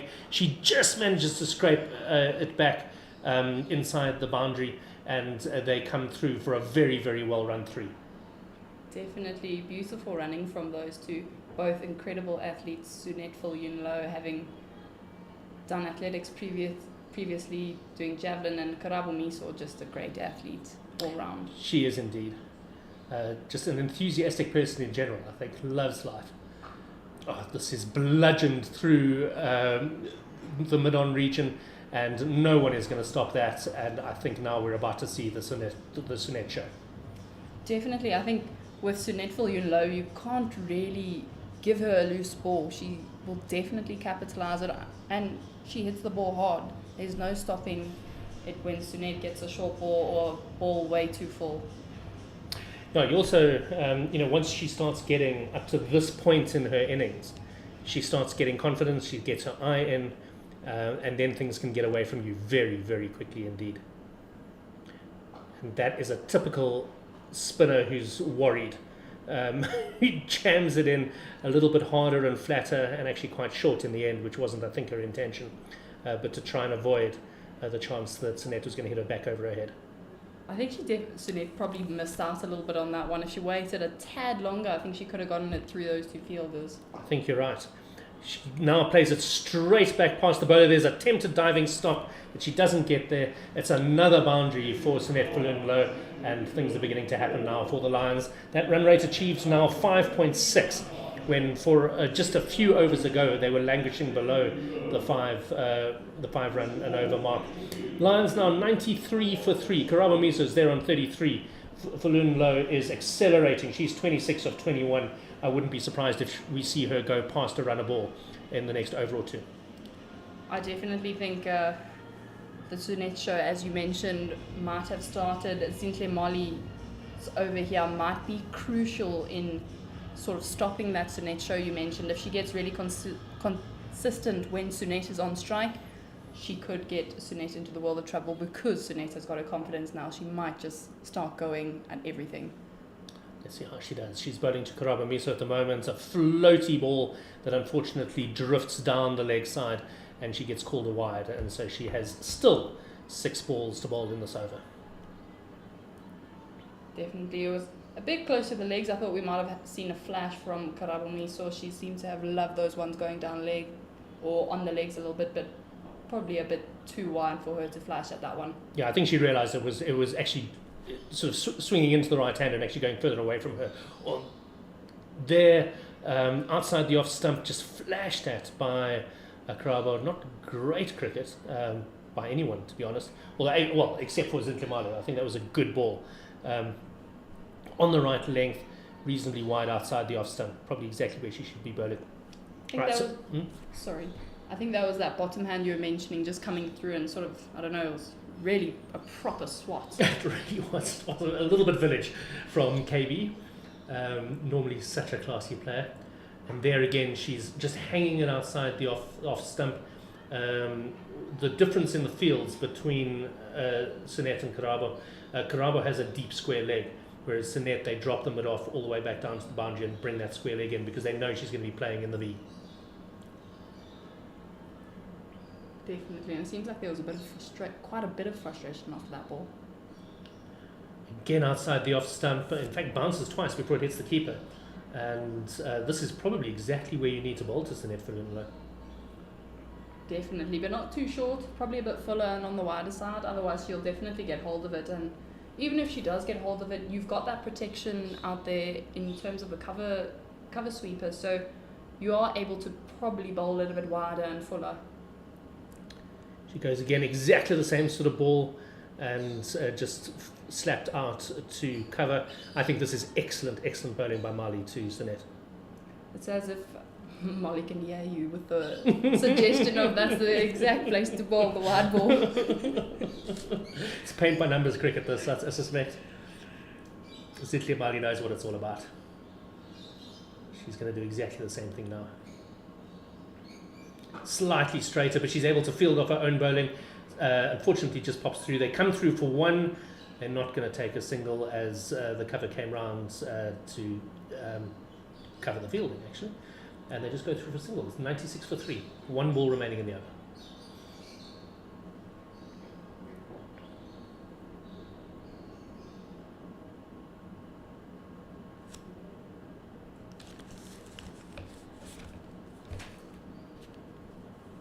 There's that field change you spoke about earlier, where Karabo Miso has that deep square leg and Sunette Viljoen-Louw has that long off. Male comes in and a perfect ball. Back of a length, just outside the off stump. They know that Miso hasn't been great on the offside this innings. And that is the end of the 17th over. 3 overs remaining. The partnership has gone past 50. We weren't paying attention. So they're on the partnership now on 53. Miso is on 33 of 39. Sunette Fullion Low is on 27 of 25. I told you she was going to move past a runner ball in the next over or so. And the Lions now, I think, must be targeting at the least 120 as a total here. Definitely, I think they need to really push that mark, knowing the Wanderers flattening out, although we are getting quite a bit of cloud cover, so that might not sort of play into my suggestion of the Wanderers flattening out. But I must say, Simon, I'm rather surprised Alexandra Candler hasn't bowled today after her being the only bowler to take wickets yesterday in the 50-over game. I'm very surprised that she hasn't bowled. I hadn't actually realised that. But you're quite right. I mean, she was a superb talent yesterday as Lefty Mlaba comes back on, and she's around the wickets too low and just defended. I think maybe there is a recognition not to give these batters pace to work off. Oh, definitely. I think that's a very good perspective to look at it from. Obviously, the Wanderers are known for being a faster track. Omar Karim did say earlier on that he seemed to think that the pitch was holding a bit, so playing into the spin aspect of it. Oh, really good ball by Mlaba. Darted into the right-handed Miso and then spun away from her. I mean, that is superb bowling. Brilliant and beautiful to see for the youngsters out there watching. Yeah, this time she is able to get something on it, and a good fielding down at square leg. She manages to dive and slap the ball back on the bounce, and they come through for 2. I thought that was 4 for all money. That's Nicole de Klerk down there who was fielding at square leg. She's a brilliant fielder, very good athlete too. She's very tall, so it's sort of a situation where you wouldn't expect a tall person to be so agile, but she's a brilliant fielder, taking some brilliant catches. This is superb bowling by Mlaba. Very quick through the air, and really just not giving these batters any width to work with at all. No, it's beautiful bowling and definitely what you want to see from a pro-tier and a senior player. Driven down the ground, they're going to come through for a single, and that takes the total to 99 for 3 now. 100 for 3, in fact, 100 for 3 after 18 overs, as the stadium announcer Pendulo reminds us. 100 for 3 after 18, that is a run rate of 5.6. Karabo Miso is there on 36, Fulgun Low there on 28, the partnership now 57. Real match-saving partnership this actually. I think if another couple of wickets had fallen early doors, the Lions would have found themselves in a good bit of bother. Definitely would have found themselves in a good bit of bother. The first 3 batters not really forming much of a partnership between those 3, but Karabo Miso and Sunette Fullion Low having formed a very healthy partnership for the DP World Lions innings. Kiara Fisher is to be the new bowler. She's going to bowl the penultimate over of this innings, leaving Mlaba to bowl the final one. I hope that Alex Candler is not injured, and that it is just one of those days where they've told her she's going to play as a batter. I get very worried with particularly fast bowlers in that 18 to 21 age group of picking up niggles and so on. She's usually a very sort of, I'd say, an athlete that doesn't come across many injuries. I haven't seen her very injured in the time that I've played with her, having played with her from very young, 13, 14. Played in the air. I thought for a moment there was going to be a chance there at cover, but she's picked the gap. That goes through for 4. Miso goes to 40 runs, and the total to 104. Yeah, I actually stumbled across her father yesterday when I was in the ground while she was batting, and he was walking around looking very nervous. He explained to me that he's not a relaxed dad when it comes to watching his daughters, and he puts in 10,000 steps every single innings. In fact, he's there watching right behind where his daughter is fielding. Nice to be have a proud dad behind you. Floated outside the off stump, it is in the air, it goes over a diving or a jumping cover, and they're going to come through for 2, and now KB Miso also showing a bit of intent. She goes to 42. Definitely. Yeah, I think I've seen Alexandra's dad at most of the cricket games I've either commentated at or any of the under-19 national weeks. Alex's dad or mum were there, so I think one game I didn't see Alexandra's dad or mum there because her younger sister Jessica was playing. Yeah, she's also a rising star, made the SA Under-19 squads in the last December weeks. And so we could see a future of plenty of Candlers in South African women's cricket, which is an exciting time, certainly for the Candler family, I'm sure. Definitely avid cricket watchers and fans. Here comes Kara Fisher again, a right arm around the wickets, and a beautiful, dainty reverse sweep, actually, as well. Played by Karabo Miso, and they go through. It goes through for 4. She's on to 46. That was a beautiful shot, very well timed too. Quite impressive. I remember speaking to KB's school coach when they started bringing out the reverse sweep at their school games. And I was, what on earth are these girls playing? He said, no, we practice this in the nets. It's a legitimate part of the game these days. Whereas I was taught by an old MCC coach who would have whipped me to within an inch of my life if I tried to reverse sweep anything. Oh, definitely, the game has definitely changed quite a bit throughout the years, especially with the modern T20 game coming into play. All these fancy shots, reverse sweeps, reverse laps. She brings it out again. This time it goes directly back through the keeper. I'm not even sure if she hit that. And given as buys, beat everybody. And Kiara Fisher must feel hard done by, because when you have someone who's playing the reverse sweep this well, it becomes very, very difficult to bowl to. Definitely does. It makes you feel as a bowler that there's no options, and how do you stop these balls? There's only so many fielders you can have out, which is 4. So, you'd have to take from somewhere else to put a short third. Yeah. Conventional sweep, she really gets all of that, and that goes on the bounce for 4, and she goes to her 50. A fantastic innings by Karabo Miso. 50 of 49 balls, a runner ball, and she can be incredibly proud of that. A genuine happy celebration and heartwarming congratulations from the granny of the team, Sinette Viljoenlo. That was a beautiful innings by Karabo Miso. Very beautiful sweeps, beautiful reverse sweeps, and then those ones off the legs. She's played some brilliant shots. Definitely, I can't say a star in the making, because she is. She is a star already, very, very much so, yeah. Unfortunately, we have a situation in South African cricket. There's a bit of a queue to get into the keeping slot at the moment, but a queue that I think is very, very healthy indeed. And I'm sure that, I don't get the sense that Sonalo in any way resents Karabo's presence, either at the Lions or in the Proteas squad. I think there's a real sense of them bringing each other up together. Well, this is a little bit of a surprise. I had Mhlubi to bowl the last over. I thought that Mlaba's previous over was one of the best overs I'd ever seen her bowl, and I'm surprised she wasn't given the last one. Yeah, definitely is a bit of a surprise. Maybe playing with the slight slope a little bit. Angled into the leg side, and she just flicks it off her toes. They're going to go through just for the 1. But I don't think it matters now, because KB has also managed to start getting her innings going to under a runner ball.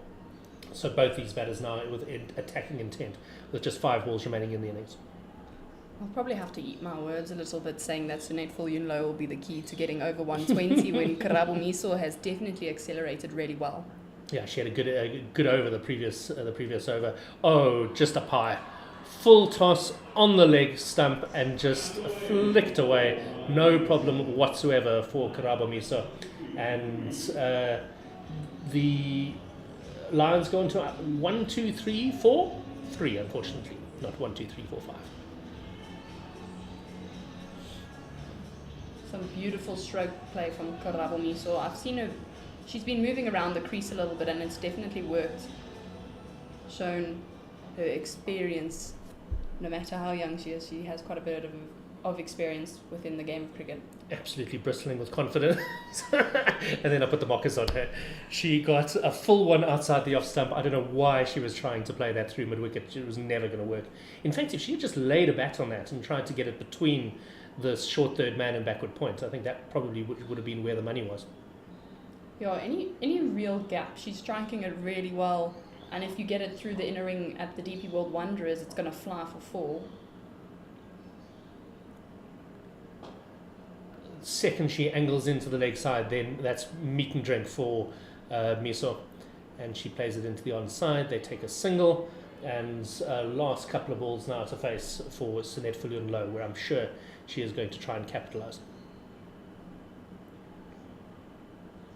She's definitely going to swing everything she has at it in these last 2 balls, trying to get as many runs for the team as possible, making it a bit of an easier job for the bowlers to bowl.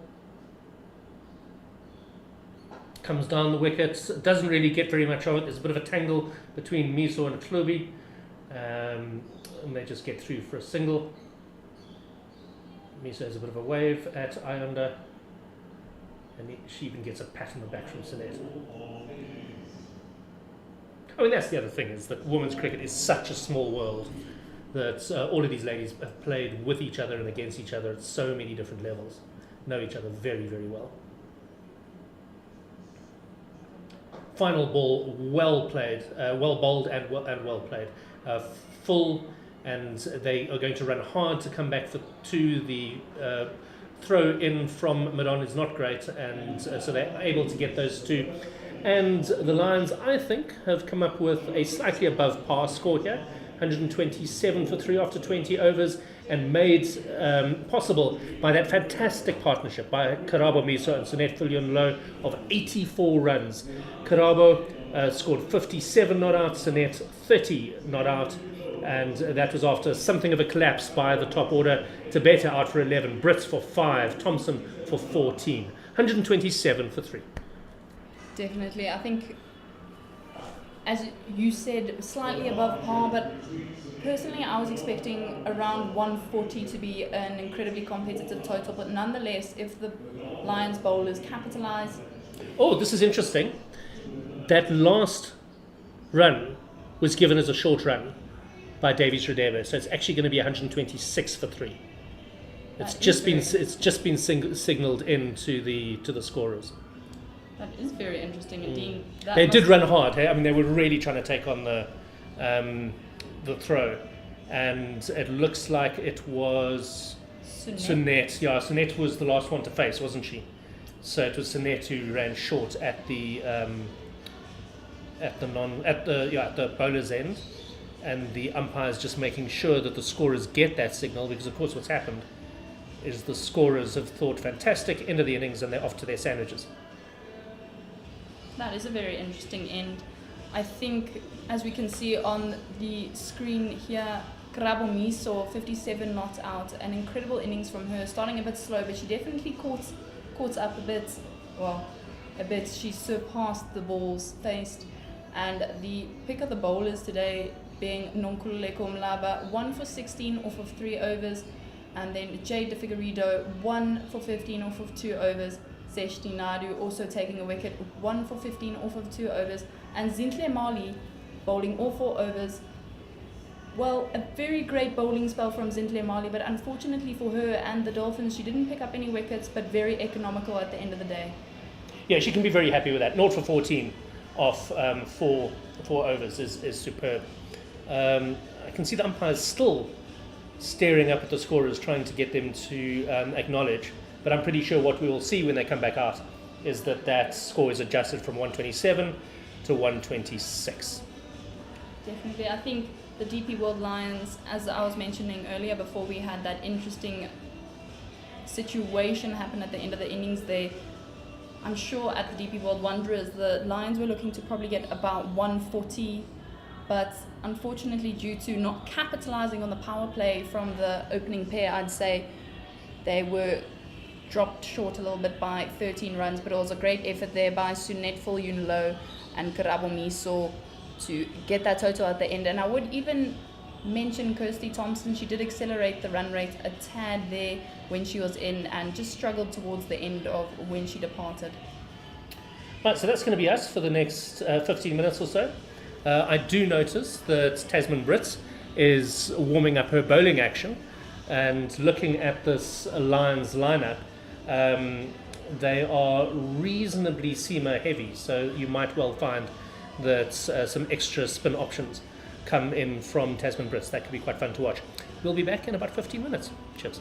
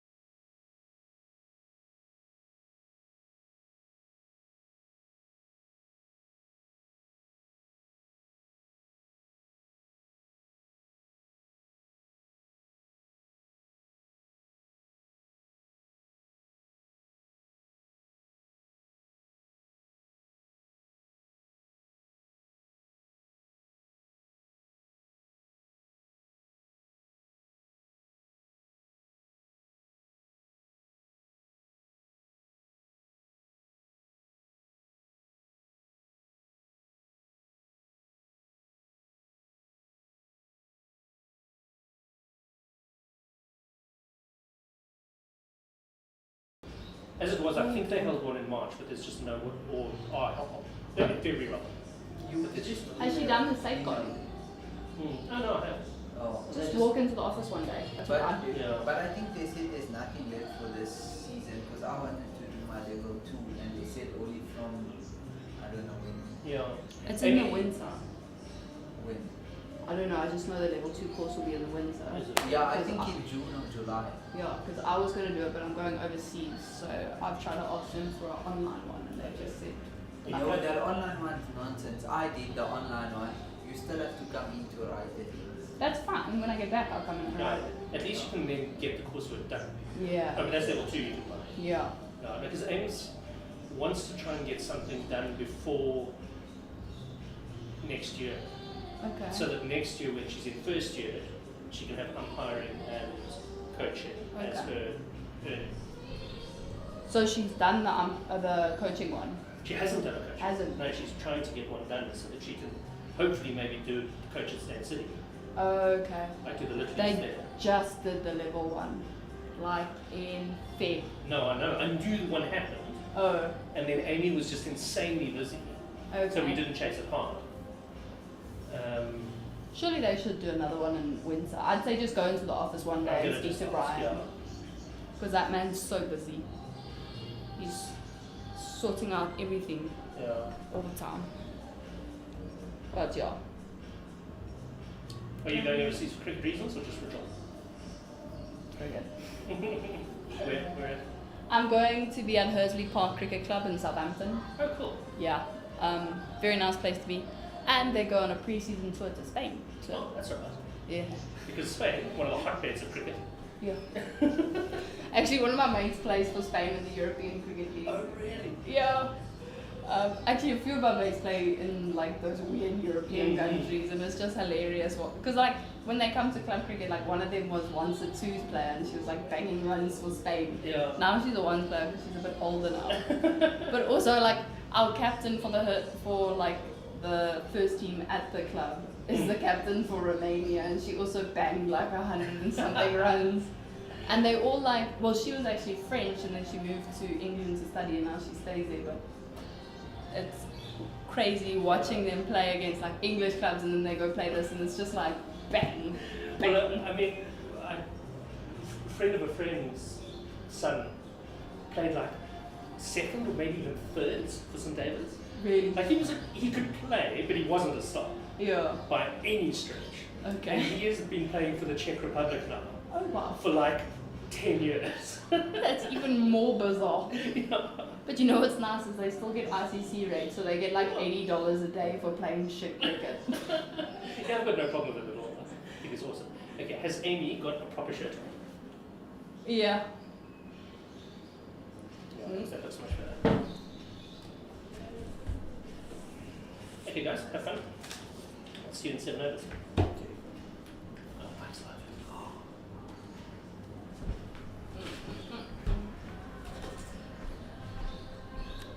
I'm sorry. Hijacked your place.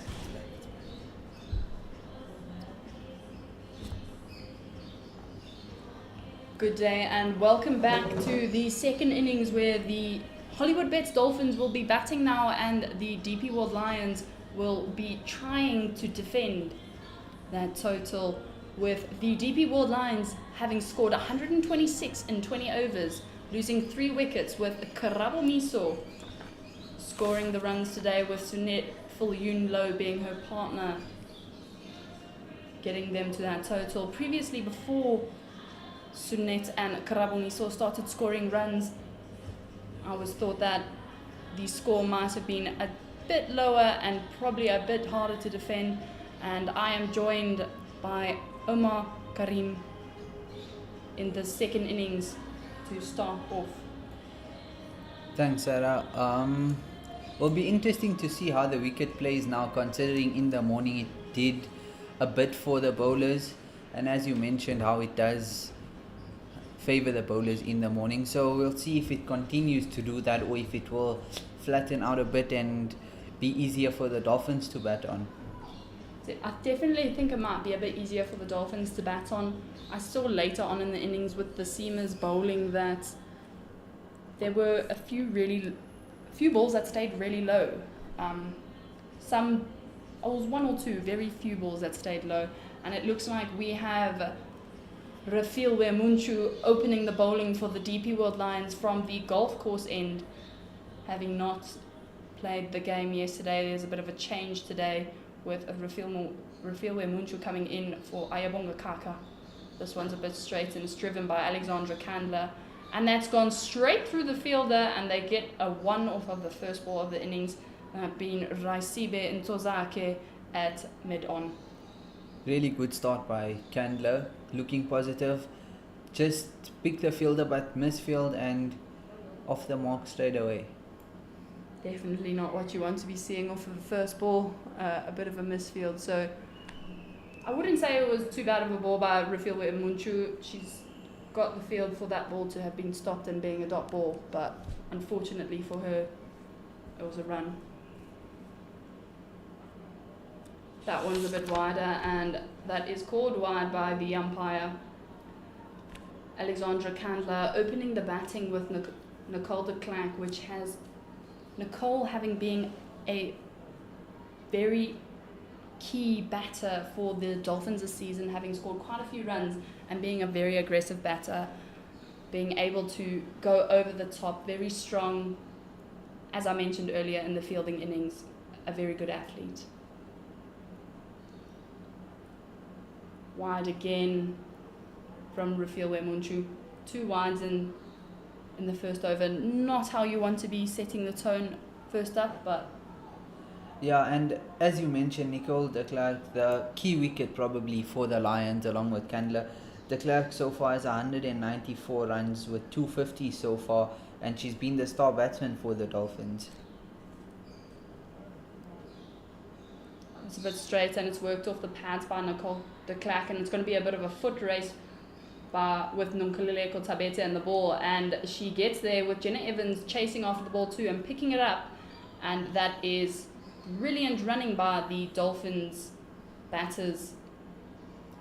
3 runs there to Nicole de Klerk. No square leg in place, so just flicked it just next to the umpire at square leg, and good chase down from fine leg to restrict the boundary. 3 runs.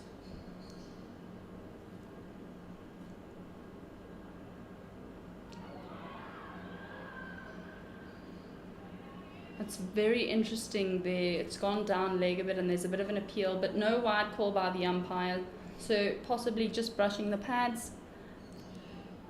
Yeah, she's been a bit wide outside off stump now. 2 balls straight down leg. I think it's a very interesting tactic for me not to have a square leg, although fine leg is very wide, considering that the 2 legal balls she's bowled have been very straight. And that's very wide again, and there's a nick. Nicole, that's gone fishing. Alexandra Candler, as we see the replay here, the ball is bowled a very full line, and Alexandra Candler just flashes at it, and Tasman Brits having very safe hands, just holding on to that one, and Alexandra Candler departs.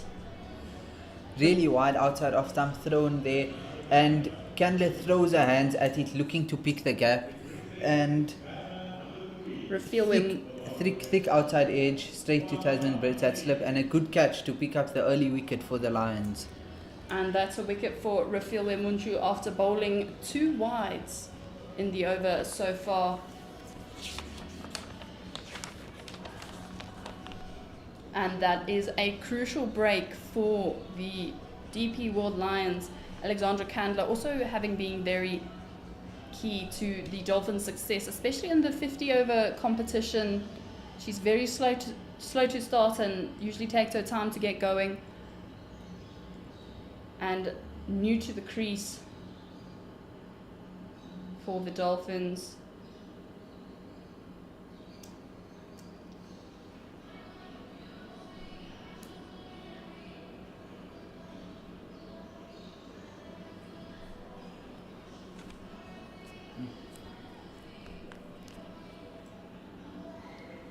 It looks like we have Kwanga Panini coming into bat here, the left-hander. shaking things up a bit, changing the combination, unsettling the bowlers. Rafiwe Muntu into the left-hander, and that's gone down leg and called wide by the umpire. A bit loose here from Rafiwe Muntu. She's been outside off wide down leg side now, and so far 3 wide so far in this over. Definitely not the start you want in the first over of a 20 over game you are defending. And it looks like Kwanga Panini might be changing her guard.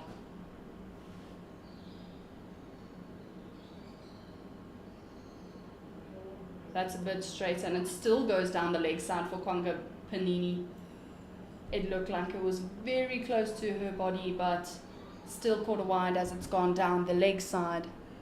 She's getting a bit of movement, as we saw with the wicket of Candler. It moved away from her, and now to the left hander it's moving into her, and even though it's starting on a middle and leg line, it's moving a bit down leg, and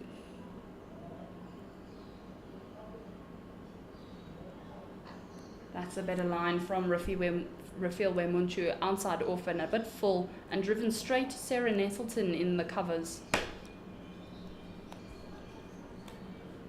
a good start, well, I would say, for both teams here. 7 runs so far, but that early wicket of Candler does put the Dolphins a little bit on the back foot. That's put straight and driven straight to Rafiwe Muntu, who collects it. I definitely do think that you could say it's a good start, considering that there is a wicket, but unfortunately for the DP World Lions, the run rate achieved is 7.0 and the run rate required is 6.3. So it hasn't helped in terms of the run rate side of things, but maybe taking a wicket very early on will definitely help their cause in putting pressure on. And it looks like we have Lehlonolo Miso coming into bowl from the call-it drive end. I do think that the Lions, even if the Dolphins are achieving the required run rate in the power play of first 8 to 10, but they are picking up constant wickets, they will be the happier side going into the previous 10, going into like the number maybe 5-6 batsmen into the tail, where you need 6 and over. Still proves a bit of a challenge for the tail enders. Definitely, I do think that is true. But the Dolphins definitely getting those runs in the power play will definitely make it a tad bit easier for them compared to the Lions. That's straight and driven straight to Kirsty Thompson at mid-off. Kirsty Thompson is a bit straight at mid-off, not really wide like a conventional mid-off, and I think it is because we have seen de Klerk play really good shots down the ground so far. Yeah, definitely. Nicole de Klerk is very strong all around the ground, but especially straight. And that's a bit wider, and Nicole has thrown hands at that, and Tasman Bridge stops that at extra cover. I also think if there's a bit of a slope there on that pitch, we're not exactly level with the pitch, so we can't see properly if there's a slope. But it seems to me there's a tad bit of a slope, so with the slope, the ball will naturally drift in a little bit for the bowlers. So it's possible that the balls will be a bit straighter, so the fielder needs to be a bit straighter. That's straight and driven again, and that's Kirsty Thompson picking it up, and there's a shy and no direct hit. I think it could have been a bit of trouble if there was a direct hit there by Kirsty Thompson. Yeah, she did scamper through quite quickly, but she set off as soon as she hit it, so that helped her get through for the single. Definitely. I think we spoke about it in the first innings about if the ball's left or right of the field and you call it early, you can get those quick 1s or 2s, especially if the fielders are sitting on the ring.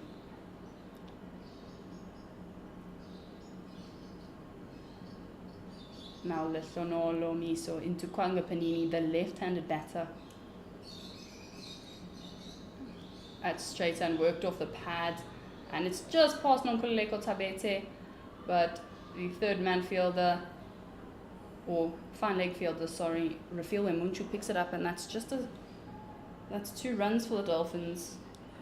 Good running by the Dolphins, drifting down leg here, Miso, and good shot by Panini to get off the mark, and de Klerk backing her up with the good running. Definitely. It's been really good running here so far from the Hollywoodbets Dolphins. That's a bit of a better line from Lehlonolomi. So it looks like it was drifting away a little bit from the left-hander, but still pitching on middle and off. So a great line. Yeah, and we see no slip in place for her, square leg in place actually, and she'll look to just hit that constant line in length outside the off stump, force the batsman to look for runs. That one's a bit straight and there's a bit of a shout there, but they quickly stop themselves. So that is the end of the second over, and the Hollywoodbets Dolphins ladies are currently sitting on 10 for the loss of 1 wicket after just the 2 overs. I think that last one just pitched outside leg stump. It did look quite adjacent to the wickets, but just pitching outside leg stump. And a good over by Miso there, backing up the first over wicket, 10 for 1 after 2. Yeah, definitely. I think you're right with that, pitching just outside the leg stump. And Refilwe Munchu will continue from the golf course end after, I wouldn't say a too expensive over. And that's why again it's been cut down, very late cut down to the third man fielder, who is Lehlono Lomiso, for just the 1 run. We see again from Muncho, they're getting away movement but starting it really wide outside off stump, and de Klerk actually playing that, like as we see, just outside the wide line, so it would have actually been another wide, but she's really starting it way too wide for getting the ball to move away from the right hander and allowing the batter to free her hands through the covers, what she'll be looking at. And again, this one's a bit straighter. Panini tries to work it around the corner. It looks like she's been hit. She's on the floor. Probably just going to trying to get past the initial pain of being hit pretty hard by a bowler. Just to walk it off a bit there. But better line from Moncho, just getting the ball. She's coming over the wicket, getting the angle across the left-hander. She'll be looking with still a slip in place to get the outside edge again. I definitely will be trying to do that, I think. That's much straighter again, and it seems to hit Panini. And it's a good idea by Panini here with no square leg in place from the bowler. It is a bit on her pads, just at a hip height. If she does get better on that, even whether it's timed or mistimed, there is no fielder there, so it will be runs for her, but she's just not getting her timing right so far. Yeah, definitely. And I don't think like going for a conventional pull shot is going to be very beneficial for her, considering that the last 2 balls, Refilwe Munchu has had it rather full and on the stumps. I'd say maybe moving her guard across, because she seems to be on middle and trying to work it there. That's outside off, and that's been driven. Jenna Evans dives and stops that one. And that is no run there. I'd say probably trying to stand on off and waiting for that straighter one to work with a straight bat would be what I think it would just be. puts yourself a bit vulnerable to the LBW if it's full and straight.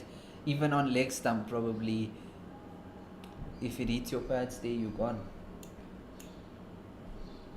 That's straighter and being driven.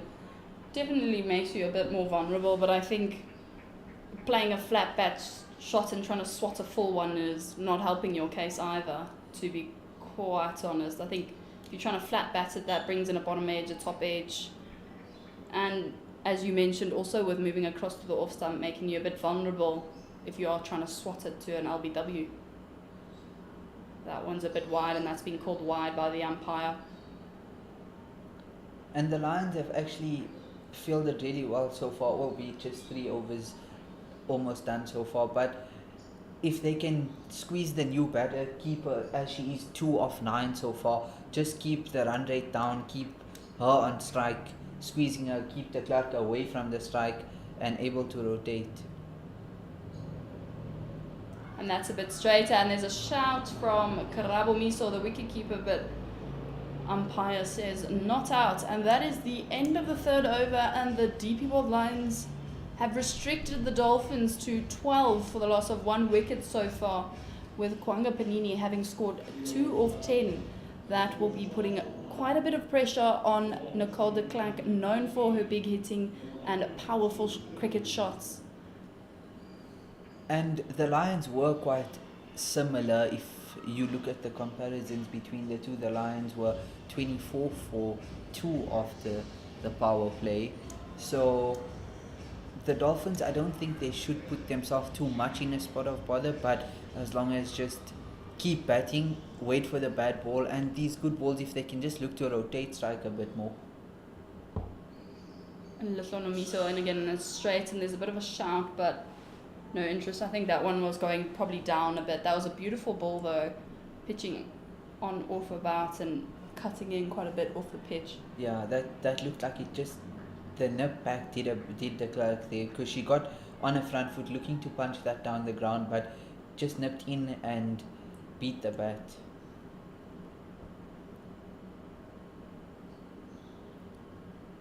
That's outside off, and that's been swatted across the line for no run.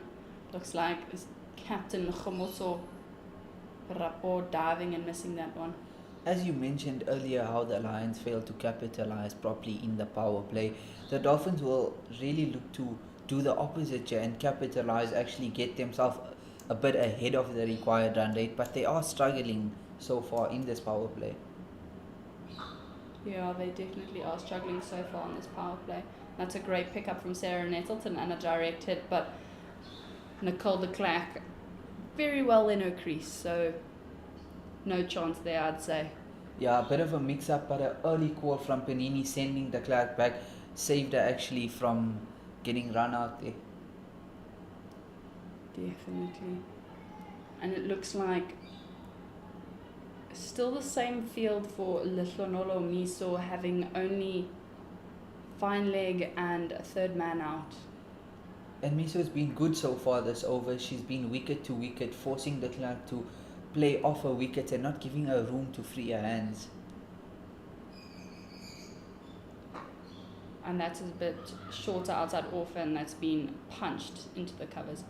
I'd say definitely that's what Lihlonolo Miso is very good at. She's very good at staying consistent and hitting the same spot over and over. She doesn't have lots of pace, but consistency is really her friend.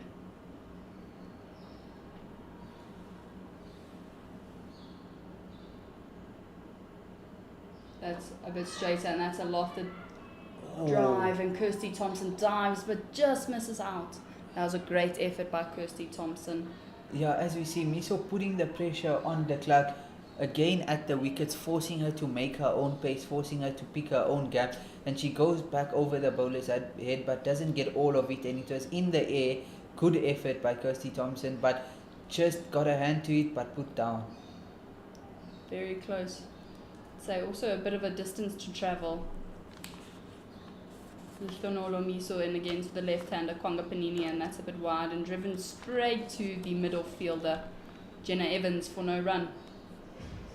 And it looks like we'll be having a change of bowling from the golf course end with Raisibe Ntozake taking off her arm sleeves. So maybe that sort of change in bowler. Yes, it looks like she's giving instructions on field placements, and the helmet's coming on, so it looks like seam off, spin on.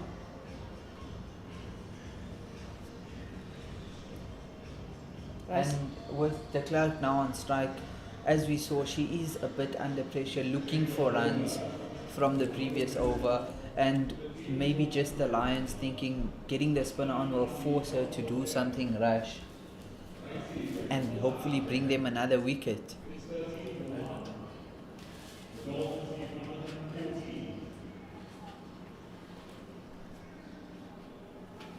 And Raisibe Ntozake obviously being the pick of the bowlers yesterday, having taken 5 wickets for 11 runs off of 8. It's a bit wide, and that's been driven straight and taken out that stump on that side. That was a brilliantly straight shot. Unfortunately for Nicole de Klerk, the stumps being an extra fielder. That was really headed straight down the ground for 4. Really good shot. She waited on that nicely, but unfortunately just picking out the non-strikers in stumps.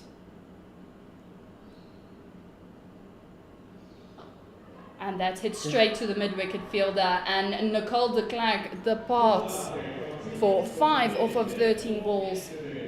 Exactly what we were just talking about. De Klerk looking to pick up the run rate. Slow ball at her pads, not really moving a lot, but she goes hard at it, but doesn't pick anyone else out besides the fielder at mid-wicket, and a good catch to get rid of the dangerous De Klerk. I think standing there at mid-wicket was Nonkululeko Tabete, who often stands at mid-wicket, but as Nicole de Klerk departs, that is not a good sign for the Dolphins, with their 2 key batters so far this season having departed, meaning someone else in the Dolphins batting lineup will have to step up. And the Lions will continue to look to put the squeeze on. 13 for 2 after 4.2. Really slow start by the Dolphins in the power play, and I don't think they'll really look to even go hard now. They'll just look to consolidate a bit here, having lost 2 early wickets. Definitely, I think you're definitely correct. They will look to consolidate, and we haven't really seen much of the Dolphins batters, with Alex Candler and Nicole de Klerk often being the ones holding down the fort with scoring runs, but we obviously know they're capable batters being here, and I'm sure even though they're looking to consolidate, they will need someone to eventually start to press on and score at more than 100 strike rate. Nondomiso Shangase, a very competent batter, very good with the bat some days, so we'll see what she brings to the table. And from what I know, I think she really loves spin, so this could be a good contest between both spinners. And that's beautifully driven past the extra cover fielder for just the one, with Kirsty Thompson moving around from mid-off to pick that up. Good shot to start and get off the mark. Definitely, she waited for that really well and just got on top of it and drove that through there. Raisibe coming around the wicket now to the left-hander, with no deep square to the left-hander, just a deep mid-wicket. That is the only fielder out, so Raisibe and Tozake probably carrying a bit of confidence from yesterday and looking and knowing she can stick to her plans. It's very good. Ball for no run there. There's that ball we spoke about, the 2 balls that have stayed low, or the 2 I mentioned earlier that stayed low. That one didn't really take off or grip or anything. It just sort of skidded on and stayed very low. That's straighter, and that's been flashed out, and Sunette Viljoen takes that. That is a beautiful catch from Sunette Viljoen. It was a bit high. I thought it might travel over, but it didn't. A little bit outside off stump, flashes at it, and I think a little bit of turn did for her, but the bowling change has done the trick for the Lions here. 2 wickets in the over so far, and the Lions clearly on top now. Definitely, I think the Dolphins will be desperate for someone to consolidate and not worried about pushing on really. They'll need someone to come in and anchor, and then they can probably look to push on. Courtney Gounden coming into bat for the Dolphins, and Courtney has been known to be a very solid batter, hasn't been very lucky this season, not scoring many, but definitely a capable batter. Yeah, and the Dolphins will need to quickly pick up the pace of this wicket and get on top of things here if they want a rebuild from here to get closer to the target and the required run rate. Definitely. The rate required is currently sitting at a 7.4, and the rate achieved is sitting at 2.9. So, as you mentioned earlier, the DP World Lions are definitely on top. They will definitely be looking to press on that accelerator and clean the Dolphins up. And the Dolphins will probably be looking to anchor the innings a bit and then look to move on. Raisibe and Tozake right on round the wicket to the left-hander, and it's gone a bit around the wicket, and a great take from Karabo Miso, but that's being called wide as it slid down the leg side.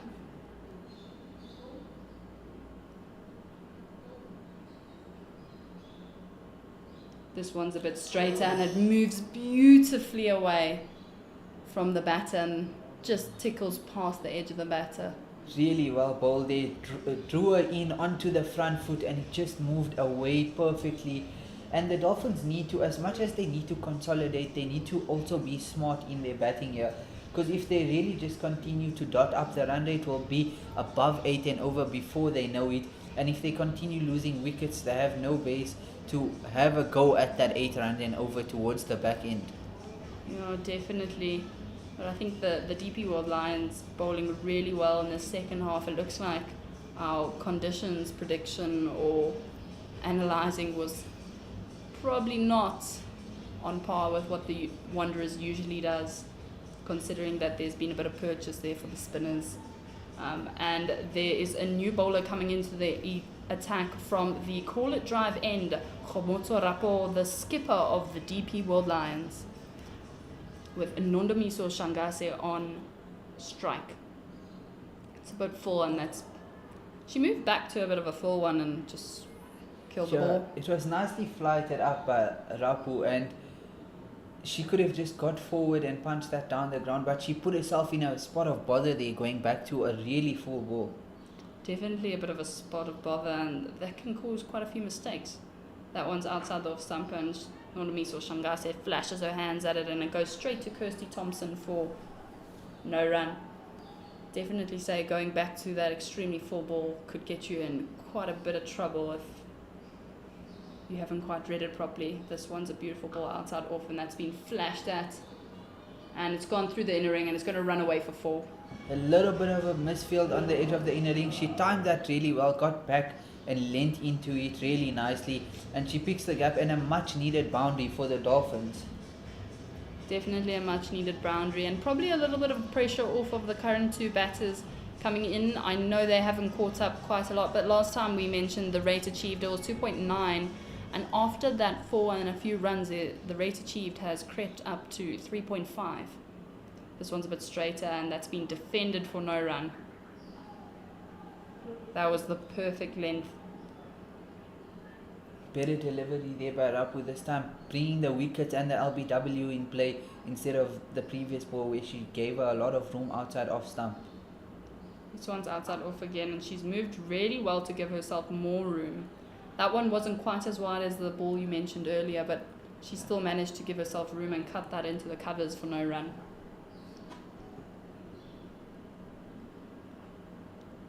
This one's straighter and fuller, and it's a lofted drive over, nice and straight for 4 runs.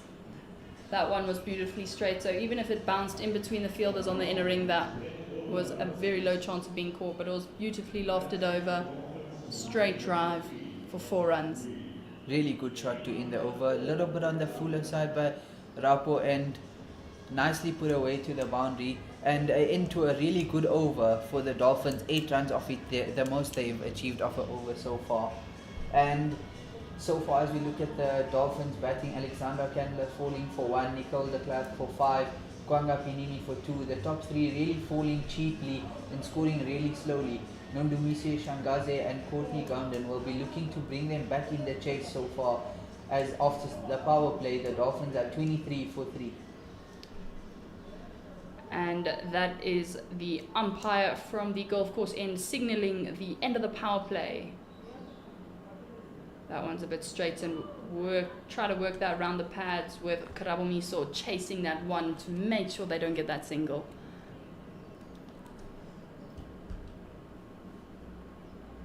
And the field has spread a bit with square leg going out, not only with mid-wicket now.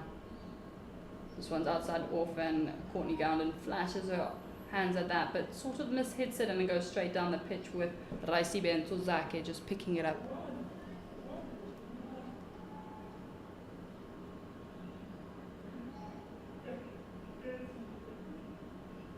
This one's a bit straighter again, and Courtney Gounden tries to work it around the corner. No signal there from the umpire. It seems like Courtney Gounden is moving a bit across to try and work it around that very vacant 45 area or fine leg area. And again, it's a bit straight again, and there you go. She gets it off the hip, and it's running down to square leg fielder Letlonolo Miso, where Courtney Gounden picks up that 1 run, and she is finally off of the mark after 5 balls. And But I see we're drifting a bit down leg to the left-hander, and she'll be looking to get, she's off strike now, but she'll be looking to get a little bit of bat on it with no deep fine leg, just a deep square. Definitely. Rotating the strike, I think, will be key here, even if it won't cat. That's a bit straight, and that's been swept beautifully past square leg by Nondamiso Shangase for 4 runs. Good shot there, another pressure release ball there, and nicely put away as we see deep square go back to the boundary now. As to the left-hander there was a deep square, but to the right-hander the fielder came up to square leg. And a really good shot by Shangase as she's looked positive. 3 boundaries off her last 2 overs. This one straight again, and it's been defended for no run. And that is the end of the 7th over. And the DP World Lions are currently 28 for the loss of 3 wickets after 7.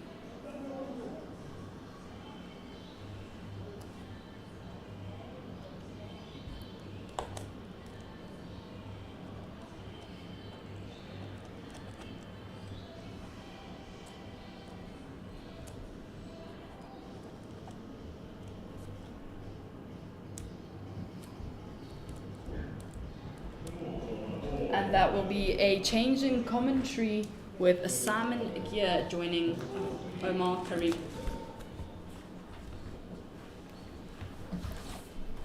Rabu to continue from the collar drive end. Welcome back, Simon. Yeah, thank you very much. As are you're going to be doing our ball by ball, are you? Cool.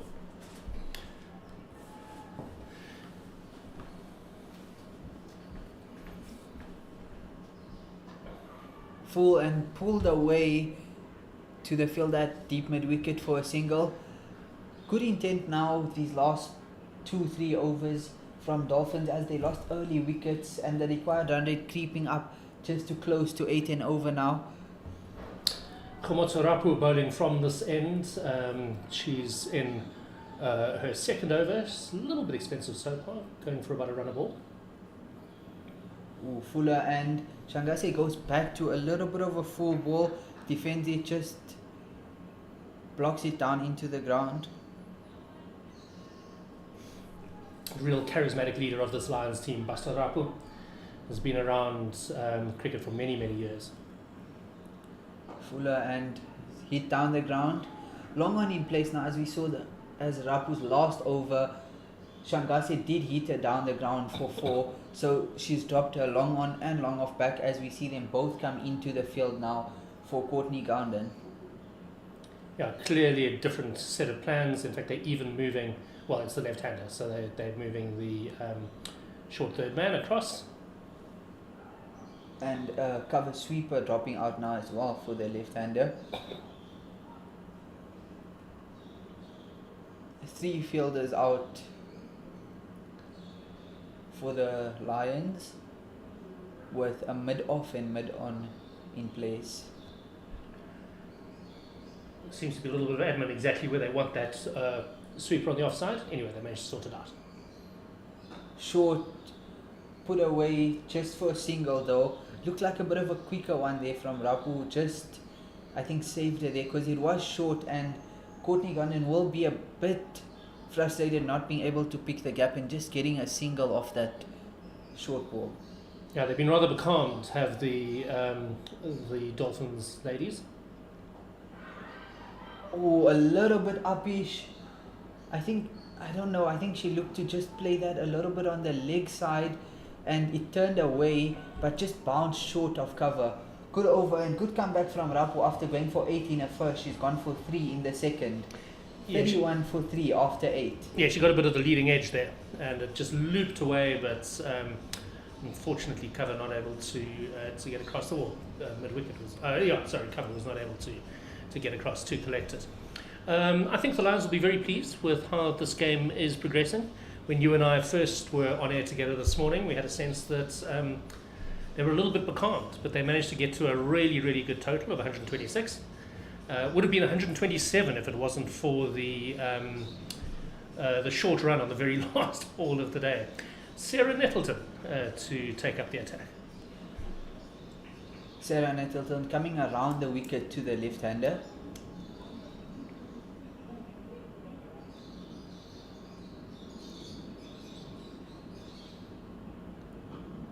Good start outside off, cut away to point. Nettleton been the pick of the bowlers for Lions so far, with a 5-for earlier, which has actually been the best figures in this Pro20 so far. 5 for 11 against the Titans in Centurion. Fuller driven straight to cover. Courtney Gandhi needs to look to get off strike a bit here. Struggling 3 of 10. Full ball like that, straight to cover for a dot. Again, pressure mounting up here. Full or just a bit of a back of a length on off stump, cut away to point. 3 dots in a row here. Sarah really getting through her overs quickly here. But yeah, I agree. She's really in a purple patch at the moment. It's lovely to see. Another dot ball, lead back straight to the bowler. And yeah, like you mentioned, getting through over quickly, and by the time the Dolphins know it, the run rate is up to 8.3 required now. Well bowled. Just need to cover for another dot ball. As we just see, I don't know if you saw that Simon held up a bit in the surface there, and she held back in a shot. I think did well not to hit that a bit airborne. Yeah, she sends mid on and mid off back now to protect the over. Something I'm not really sure I enjoy that much.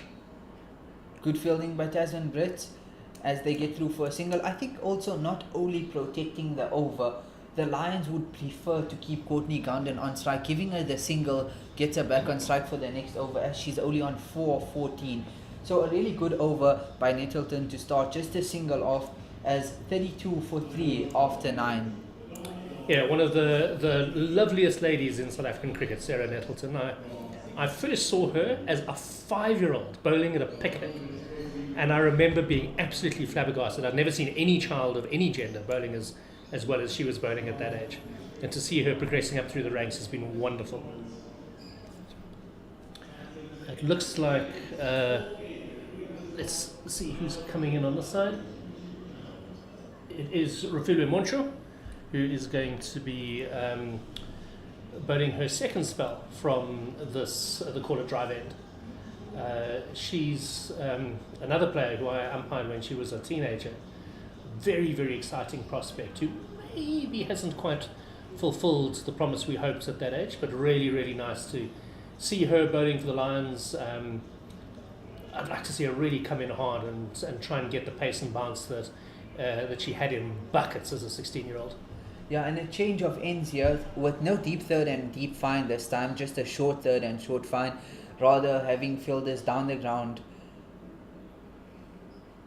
For outside off stump, umpire gives it. Keeper went up straight away. Change of bowling has done the trick, and the pressure mounted on Courtney Gandhi as she struggled. She goes for 4 runs of 15 balls. Good catch by Karuba Masa, going low to her left, taking it just above the ground at ankle height, and she knew immediately. In fact, I don't think the umpire had to give a decision there. The batter knew that she had hit it.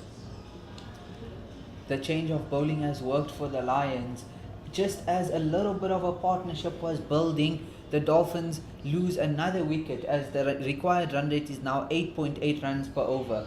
32 for 4 after 9.1. So that was the end of Nondamiso Shangase, one of the upper order Proteas batters in this. Courtney Sorry, Gandhi. it was Courtney Gandhi. So my apologies. Nondamiso still there on 14 of 12. It was Courtney Gandhi who went from 4 from 14, and she really did struggle to get going a little bit, and I think trying to unleash some of that pressure.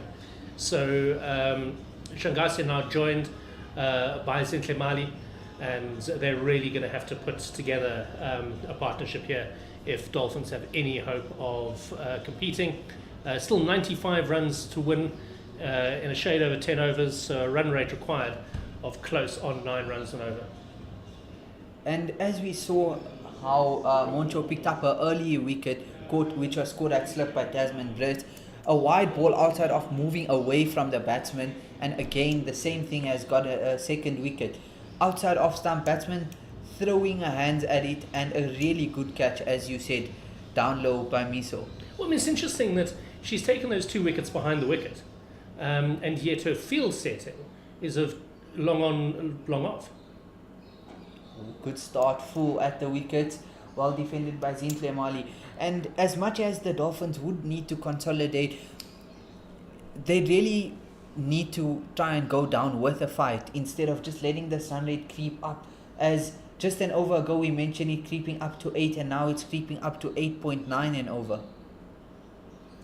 Yeah, the pressure beginning to turn on the Dolphins side. Bit of a loose ball down leg side. Good shot by Zintle Mali, flicked away. As much as the bad ball's given, you've got to put it away, and she does put it away. As we see the short third man actually move to a square leg. Short fine leg move to a square leg and put away down to where that deep fine leg would be for 4 runs. Yeah, it's a curious field setting for this. I don't see Zintle Mali hitting Rafilwe Muncho back over her head this early in her innings, and yet they've still got this long on and long off. Bit of a slower ball there, defended down by Zintle Mali. I think Shangase looked for a quick single there, but sent back rightfully by Zintle Mali. And yeah, as you mentioned, Simon, early in the innings, Lions should be looking to put the pressure onto her as much as it already is, but with long on and long off down the ground, instead of having someone behind the wickets, a third man or fine leg on the boundary. Yeah, I'd like to see a fine leg and maybe a slip. On her pads again, flicked away, good fielding down there, restricts it to 2 runs. But again, Moncho straying down leg, and Mali has looked good off her pad so far, twice, flicked away, and 6 off the over so far with 1 ball to come. Sarah Nettleton doing the fielding there at cow corner, running around square leg, in fact, to effect the diving stop. Slight pause in play as Zintle Mali just checks her stance. I think she was asking for middle there. Has a good long look at where Sarah Middleton is on that square leg boundary, on that mid-wicket boundary. She's going to have a go there. Again, drifting on a pad and down to that deep fine leg region. The chase is on, and I think she's missed it. 4 runs. Really good end to the over by the Dolphins. 10 off it, and Mali has came in and actually upped the run rate. Much needed for the Dolphins. 10 off the over. Clever cricket there from Zintle. She had a good look at where Sarah Nettleton was in front of square on the mid-wicket boundary. She had a look at where Sanette Viljoen was, pretty much on exactly square at square leg, and she just stepped across and helped it on its way, and it sped off away down the hill on this very, very fast Wanderers outfield. And exactly as we said, the danger, I think, was never that she was going to try and take on the long on and long off fielders. She was going to use the pace from Monchu, and she did it very effectively, and well done to her. Yeah, exactly. Instead of having a deep fine leg, they opted to go for a long on and a long off, and it cost them 2 boundaries off that over, which was quite expensive for the Lions. As we see another change in bowling attack, Sarah Nettleton out of the bowling attack from the golf course end, and Leslie Manolo Miso is back into the attack from the golf course end. Another lovely character within Lions cricket in general. She's been a lead within the Soweto Cricket Club for many, many years, and so often brings some of their younger players under her wing. Really, really pleasant person. So she's been very parsimonious this morning. She's gone for just 4 runs off her 2 overs. On the money again, up in the air, just dropped short of that deep mid wicket running in, but good start. And as we see the intent from Shangase, not willing to sit around and accept the run rate going up, she's going to have a go at it, and quite positive. She didn't get all of it, and I think that actually saved her, as it didn't carry all the way to mid wicket. Yeah, it was a slightly nothing shot. I think she knew she had a lot of space there to drop a ball into, but didn't ever look like she was going to try and loft it over those fielders for the 6. Mali on strike, 10 off 5 so far. Good ball. just pushed back to the bowler.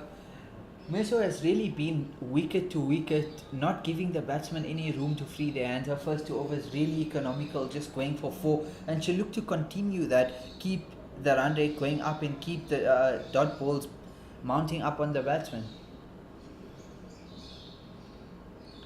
Oh, Middle stump out the ground, full and straight as I just mentioned.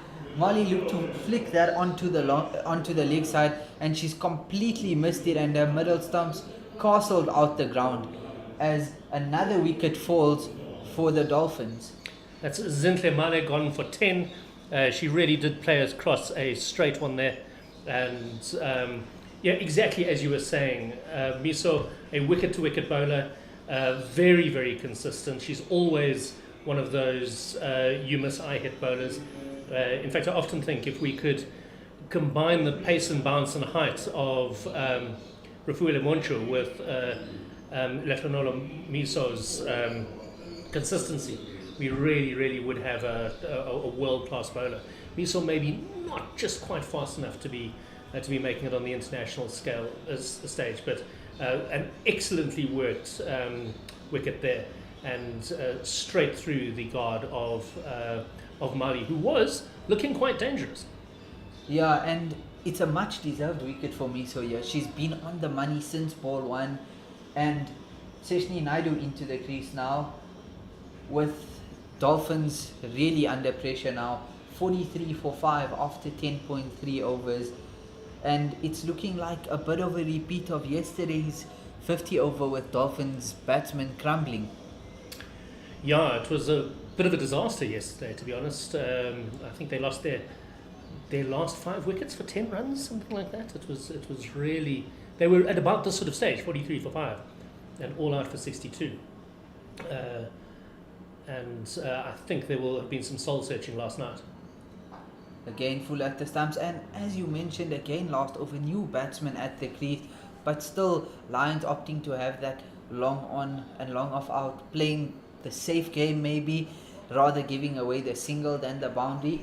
But I think the key wicket now is Shangase. If she goes, we into the tail, and she's looked to up the run rate, but she's a lone warrior from one end. Good ball, really good bowling here from me, so not giving the batsmen anything to play with, having to make their own power and take the risk of hitting it off their own wickets. Yeah, I don't mind the long on and long off being back for Miso, because she is very much a medium pacer, but for Refuele Moncho, it did seem like an odd choice. Smart cricket there by Shangase, getting the single off the last ball of the over.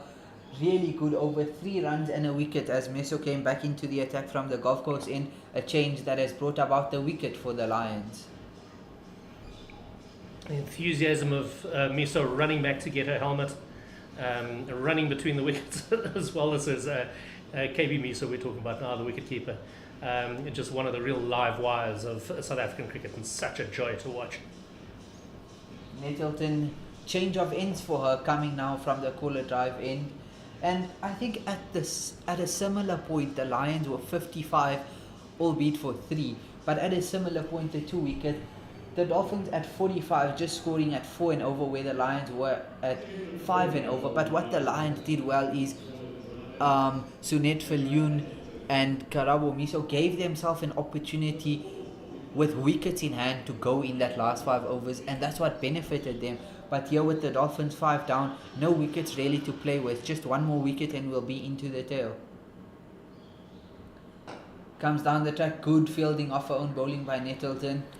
Yeah, they really backed themselves, the Lions, I think, to make sure that they still had those 2 together at around about the 15th, 16th over, which they managed. And that enabled them to accelerate strongly in the last few overs. Oh, good ball. Going back to a full one again, Shangase. Little bit of turn in, but inside edge saves her from getting plumb in front of the wicket. Yeah, this is good bowling from Sarah Nettleton here. Full comes down the wicket again, straight back to the bowler. Good fielding, and as we see Nettleton going through her overs really quickly.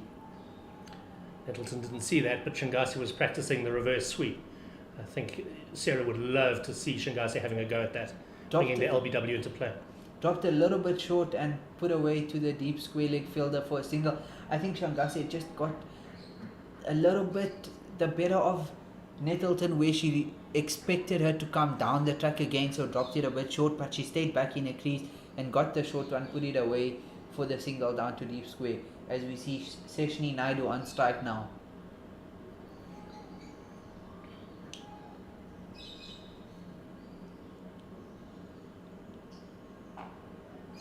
Put away down the ground. Good fielding by Tasman Brits, that is. Still they scamper through for a single. Fairly standard off spinners defensive field here. Deep mid off, deep mid on, deep mid wickets, and deep square leg. Everyone else in the ring.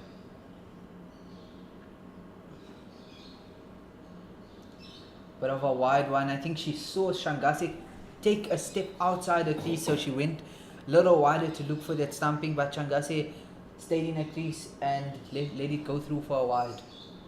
Yeah, she might have been slightly aggrieved there. The ball was not very wide, but it was the correct call. A little bit down leg, but Shangase gets down on one knee to sweep that, but straight to the fielder at short fine leg. And the end of Nettleton's over, really quickly through the over. So after 12 overs, the Dolphins are 48 for 5. They're chasing 126, target of 127 to win. They still have 79 runs required, with 48 balls left. And the DLS pass score at the moment is tells the story. It's 81.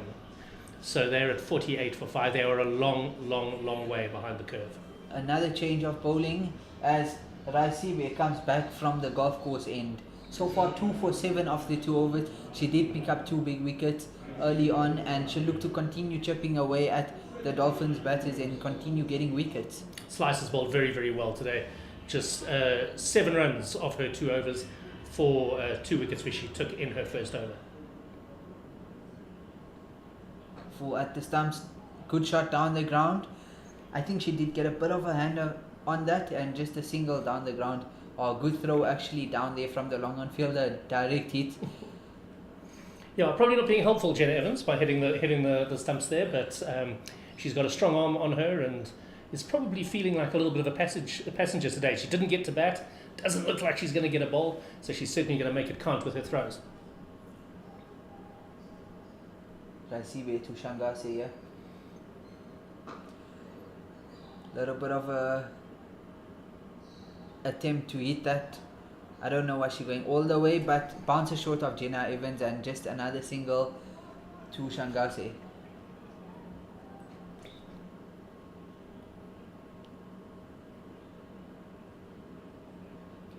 Full and driven back to the bowler. It's interesting, the mid-off and the mid-on creeping in. Tasman Brits at mid-on is now actually on the square, so she's in a catching wide mid-on, and I think that's Bastarapu at cover as well, extra cover, who's looking attacking. Oh, what a really good shot by Seshni Naidu. Pulls out the reverse sweep and goes all the way to the boundary. Really good shot, with point being conventional and not backward. Picks the gap behind the stumps, and a much needed boundary for the Dolphins yet again. Yeah, very good shot using the pace from Rasebo and Takazaki, and with this fantastic outfield, it does run away very easily.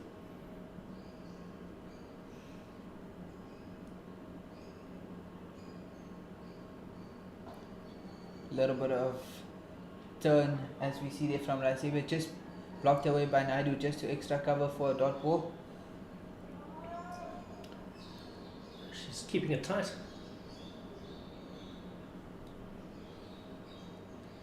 The reverse sweep is pulled out again as the chase is on, and she gets there. Good running by the Dolphins though, as they scamper back for their third. Excellent effort by Rafulu Buncho as well. Really chased that ball all the way down to the third man boundary. Really good to see that effort being put in. So 57 for 5 after 13. Seshni Naidu is on 10. Shangase is on 18. This partnership now with 14. Naidu's had a really good start to her innings here. And the run rate required now exactly 10 runs and over. good batting from Naidu the previous over, identifying that there's a need to get the boundaries and the runs clearly by the required run rate, and instead of looking to go down the ground where there was clearly no pace on the ball for her to work with, she goes for the reverse sweep, and twice she's got it right, and it brought her 7 runs off that over, which is still less than what the Dolphins actually need at this point. But very, very clever batting. Yeah, I was impressed by that. Nettleton to continue from the caller drive end, and as we see a short third man in place now, probably for that reverse sweep. Yeah, I think that's exactly what's going on there. They don't have, they're now actually moving Rapu to a short fine leg as well to protect against the conventional sweep. Let's see what Sarah Nettleton can do. Catch. Little bit uppish, but good start by Nettleton. Again, keep hitting the wicket, forcing Seshni Naidu to try and manufacture something again like the reverse sweep. Or I thought for a moment she had actually just hit it straight back to Sarah Nettleton there. Ball didn't go anywhere. It just looped up. Full ball as she comes down the wicket. A little bit of a misfield at cover as they get through for a single.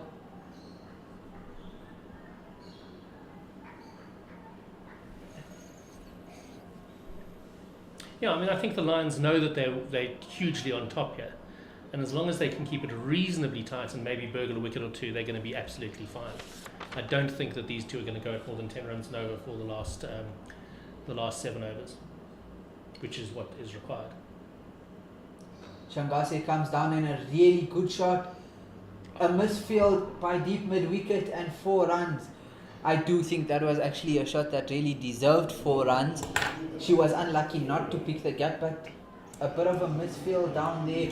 Went straight through her. Actually, she got down on it, but it went straight through her and 4 runs to Shangase. It was poor there by Slice. She's really just dived straight over the ball and shouldn't be making that sort of error at this level. Shangase comes down the wicket again and just picks out Tasman Brits at extra cover.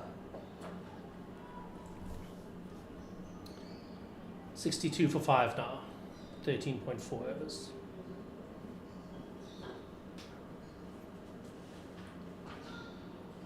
Full on the stumps. She goes back and cuts it, but good fielding at point. No run. Nettleton, having bowled 1 ball short of 3 overs, has gone for 9 runs. Very, very tidy spell. Comes down the wicket, just down to long off for single.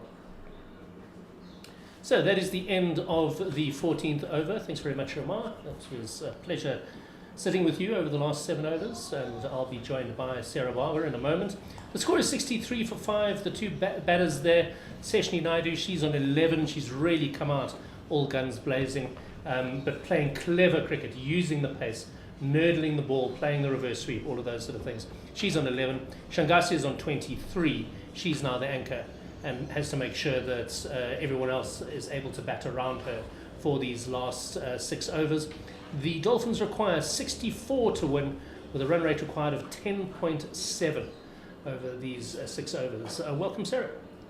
Thank you.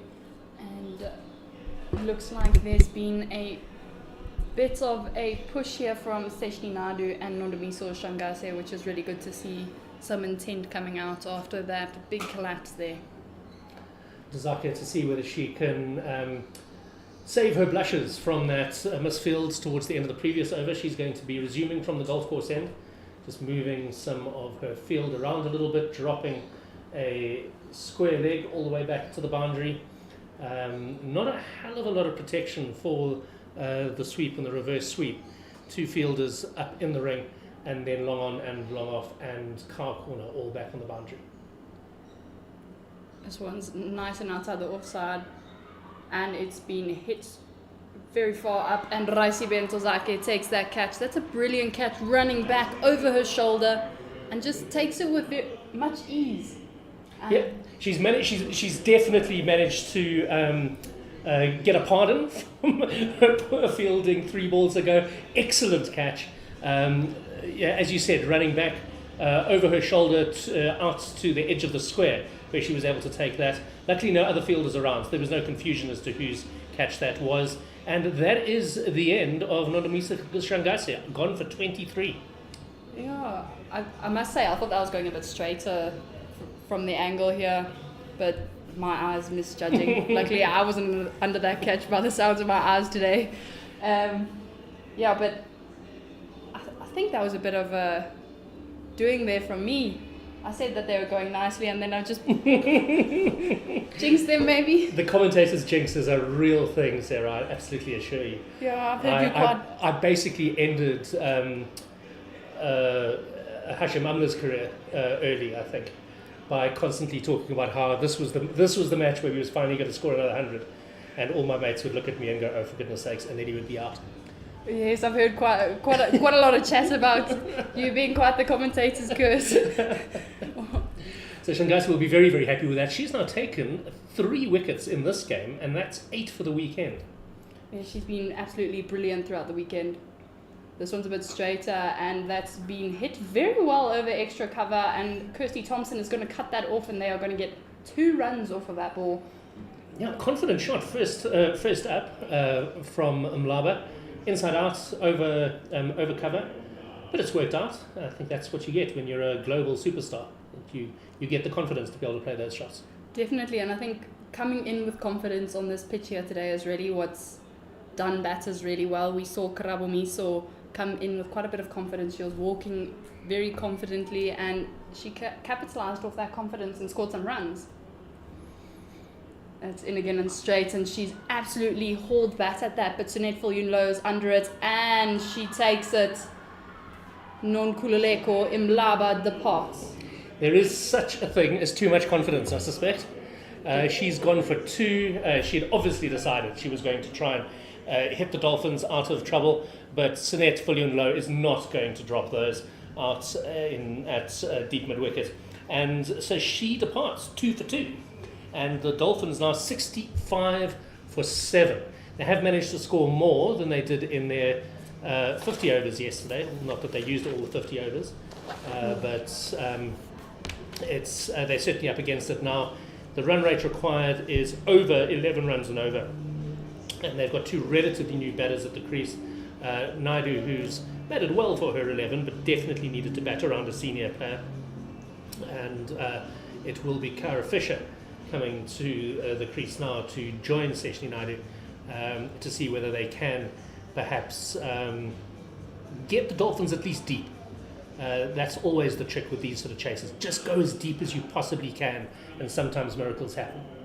Yeah, definitely. I think this must be a bit of a shock for the sort of tail enders and the middle order batters, having with Alexandra Candler and Nicole de Klerk doing really well for the team so far this season. And I must say, it's been rather shocking for me as a spectator, seeing how the Dolphins went from almost unbeaten by the second half of the season, well, first half, sorry. They were unbeaten until they played the DP World Lions at home, but in the 50-over competition, they were unbeaten the whole first half. This one's straight, and it's been defended for no run. As I was saying, they were undefeated for the first half of the season in the 50-over competition, and they've sort of just unravelled a little bit, it seems. Yeah, it's curious because they've looked a shadow of themselves this weekend, and the Lions have played good cricket, but often it's been the Dolphins making sometimes quite silly mistakes and poor shot selection. Yeah, I definitely agree with that one. It's not usually the powerhouse we see of the Dolphins with these mistakes that we've seen this weekend. Ntozake in again, and this one's going down the leg side and swept really well by Kiara Fisher, and it's going to be a foot race, but Tasman Brits loses out. Wasn't a million miles away from Faye Carling there at short fine leg, which also makes me wonder who's off, because Faye's not in the 11 today, so she's on as a reserve. Yeah, definitely a bit of a curious moment there. She's had a very, very quiet weekend. Didn't bowl yesterday, didn't bat, carrying drinks today. At least she is getting a little bit of a field in. Yeah, will be very good. It looks like we have... I think it's Rapu who's off, I think. Komotso's here bowling. Yeah, she's right here. Okay. I thought I'd spotted her in the dugout. I'm not seeing Nonkululeko Tabete, but I could be mistaken. I think you're right, actually. I think that is who it is. Homotorapo, and again, it's very straight and on the back foot, punch to the long off-fielder for just the 1 run. You know, those fielders on the other side of the field are quite hard to see from here. 70 for 7 now, at the beginning of the 16th over. And Kiara Fisher just taking her guard there. She currently has 4 of 3, so she hasn't been going too slowly or too poorly. No, she's had a confident start. It's on straight and on the back foot. It is defended for no run with Faye Cowling picking up the ball from the covers. That was one of those really slow balls. You could see she had about 3 different ideas of what she was going to do with it. Before it eventually arrived, and then she just played it into the offside, no run. This one straighter again.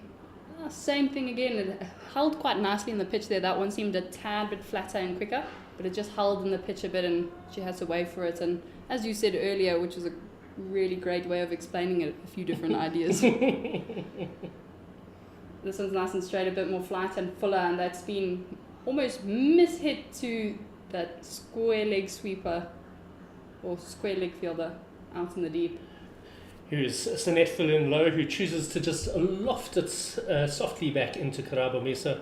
There must be many, many wicketkeepers in the world who would quake at the thought of an Olympic javelin athlete closing in on a ball that's going to come fizzing in over the top of the stumps. And there's a couple of those in this Lions team. It's nice and full and straight and just defended. You know, definitely I'd say a lot of these Lions players have a big arm. And not fun to do some sort of backing up drill to when they're pelting it at the stumps from 5 meters away. Yeah, well, there must have been moments when Sinette was coaching Tasman Brits as a teenager, coaching her javelin, and being surprised that they would one day both play cricket together. Yeah, that's quite an interesting one. Ooh, that's a brilliant throw from Jenna Evans, just the top of the stumps. Second time that she's managed to do that to the bowler. She's a brilliant fielder, Jenna Evans, very quick in the field, and there you go, we see the Jenna Evans picking up the ball, and as we watch the throw, a beautiful, easy throw, and just lands on top of the stumps, not even hitting the side of the stumps. That's a good way to lose your front teeth as a bowler. Definitely. Not a lot of fun at all. No, that would not be fun. The ricochet of the stumps and the ball coming at you. Jenna Evans with her trademark lack of a hat. I don't know whether you could have lack of something as a trademark, but I don't think I've ever seen her wear a hat or a cap. She refuses to. Absolutely won't wear a hat.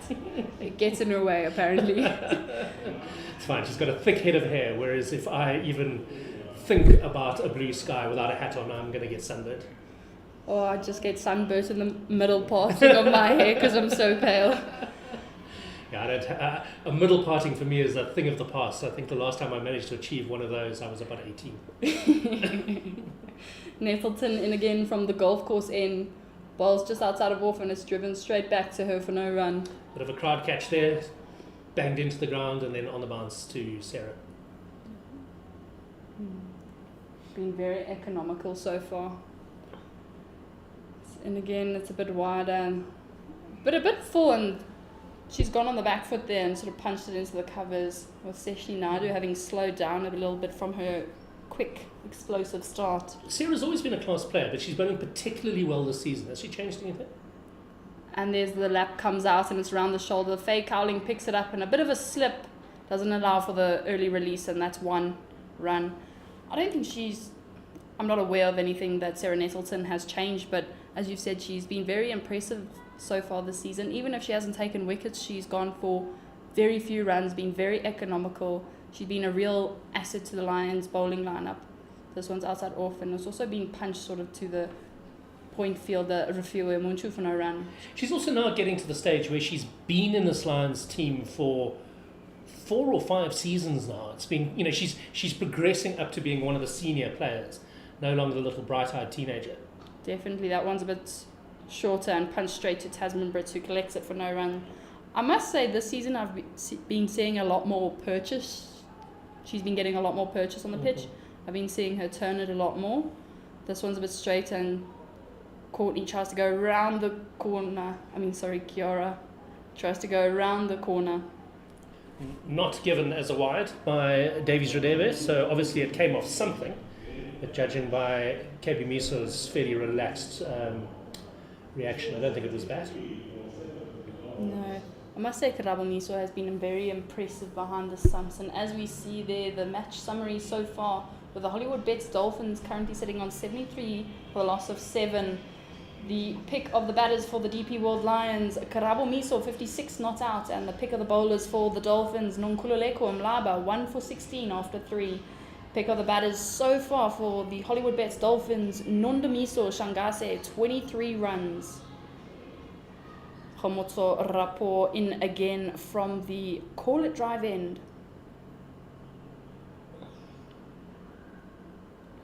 This one's flighted a bit and a bit of a driven to the long on fielder. Jenna Evans throws it in, misses the stumps this time. I think very deliberately took it in on the bounce to Rapo, who admonished her slightly for her theatrics in the previous over. This one's a bit straighter and it's been worked across a bit, and Jenna Evans moves slightly to her right to pick it up, and just the one run again.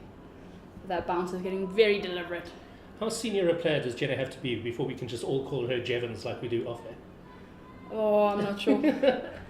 She's quite an integral part of the DP World Lions, so maybe at the end of the season everyone will know her as Jevons. Good fielding here by the Lions, just keeping things quite tight. Good diving stop by Tasman Britt on the edge of the square.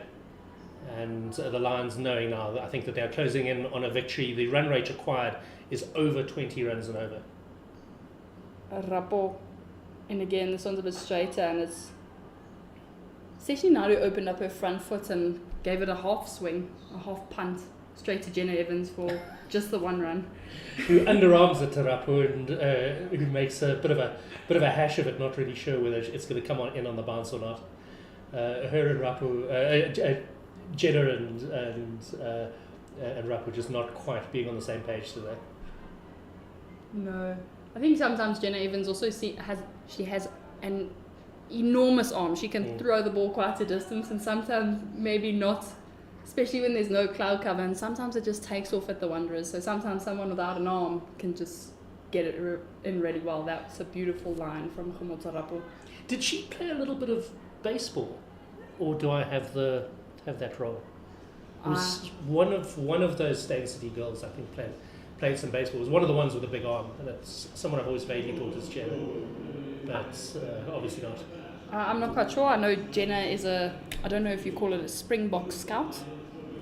It's it is a Springbok scout. Yes, it is. Yes. Yeah, she's a Springbok, or she was, or very earnest thing to be a Springbok scout, isn't it? Eh? Yeah. I've never really thought that was a thing until I met Jenna Evans, to be very honest. And it looks like we'll have Rafiwe Munchu finishing off her overs today from the golf course end, with her current figures being 2 wickets for 19 runs off of just 3 overs.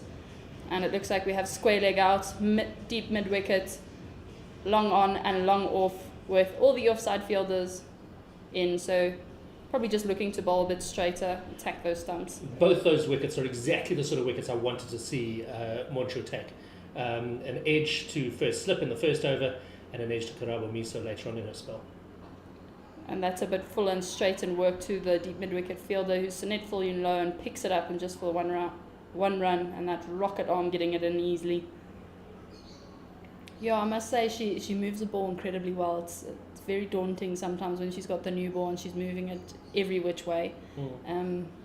The first wicket being a bit wider, and I think just gone fishing. This one's a bit straighter and defended.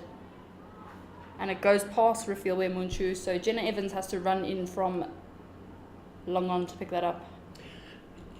Also very pleased to see her still bowling with pace this late in the game. Rafiwe in the past has been guilty of being truly terrifying for the first 10 balls of a spell, and then falling off quite quickly with her pace and bounce. But she's done very, very well today. Yeah, incredibly well. It's been very impressive to see her back and firing on all cylinders as she... That's straighter, and Seshini Naidu tried to hoik that over Sanet Fullion low, but it's just mishit to the square leg fielder, Miso. I think she's slightly guilty of trying to change the plan. Every single run that has been scored off her that I can remember today has been where she's gone straight, where she's been looking for a bowled or an LBW, and they've played her off onto the leg side. I think in T20s, particularly with her pace and bounce, she needs to back herself to be back of a length, fourth or fifth stump, and just bowl that all day. Yeah, definitely. And I mean, especially, it's easy to see looking at the field what the plan is. So now you can say it's to bowl straighter, but earlier it was they had the offside packed and it was getting too straight and just getting worked onto the leg side, really giving away those runs. So now we can see her executing her plan really well. Yeah, I mean, I hope that the field is set on this, with this leg side influence, because it's the plan and not because the captain just knows that is how she's going to bowl. But I do think there's a little bit of sophistication there about what is T20 cricket about and what are you trying to achieve. Take a couple of nicked offs early on and then just really keep the lid on. There, Session United flashes at that one. It's a great pickup from Rapo, but not out. That was very quick running, I'd say, very risky, but actually very well done to get in. Yeah, you've got to be confident to take on the quick hands of Karabo Miso. But she didn't. I mean, she knew. She obviously saw in the corner of her eye that Fisher was well in. Didn't even turn around to inquire of the square leg umpire.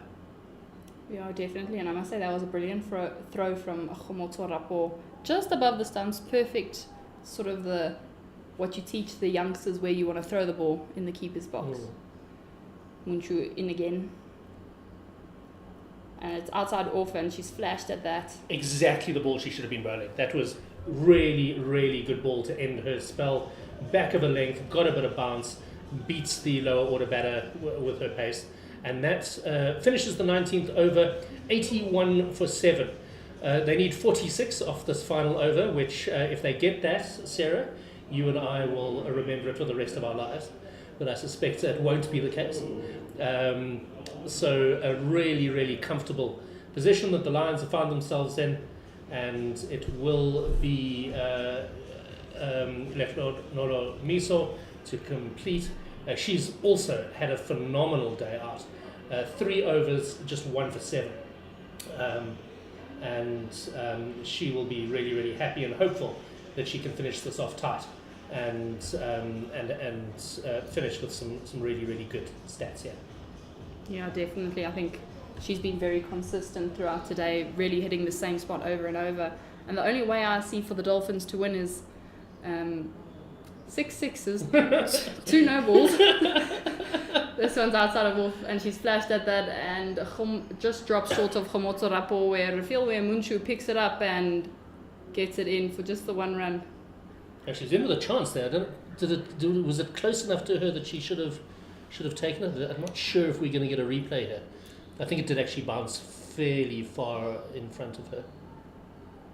Yeah, definitely. I think the dive wasn't fully extended either, so I think that reduced the chances a little bit. And again, this is outside off, and just punched straight to the extra cover fielder, Tasman Brits, for no run. Her line and length has been phenomenal today. I made the comment a little bit earlier that a combination of her line and length and Munchu's pace and bounce, and you'd have a real handful of a bowler. She's been incredibly disciplined and can go to bed happy tonight, I think. Comes down the wicket and sort of mishits that to the long on fielder, Jenna Evans, who runs in and picks it up and just stops from throwing there. Yeah, I definitely think she's been very impressive today, and often everyone wants this big fast bowler who runs in very quickly, but sometimes it's the sort of consistency that Leshonolo Miso has shown today is exactly what you need from a bowler, someone to hold down a consistent fort, and then you can have Rafiel Munchu come from the other end and bowl rather quick and move it about. This one's nice and straight, and another flash at it, and just dropping short of Rapo again. Who showed real courage there. She got her body behind it, got low down and at least had a go at the catch, but also getting enough body. Although Tasman Brits is saying, why didn't you just lean forward and catch it? Come on. She's a hard taskmaster, is Taz. I said again, and that's that was an attempt at a lap, but unfortunately for Seshni Naidu, she misses out on that one. She'd have to get that rather straight with that 45 there. Yeah. 45 is a bit wide, I must say. Or a bit wider than I'd like it, but I suppose luckily I'm not the one bowling. Yeah, I mean, she completely pre-thought that, but Misa was just bowling too far wide outside the off stump to really be able to affect that shot properly.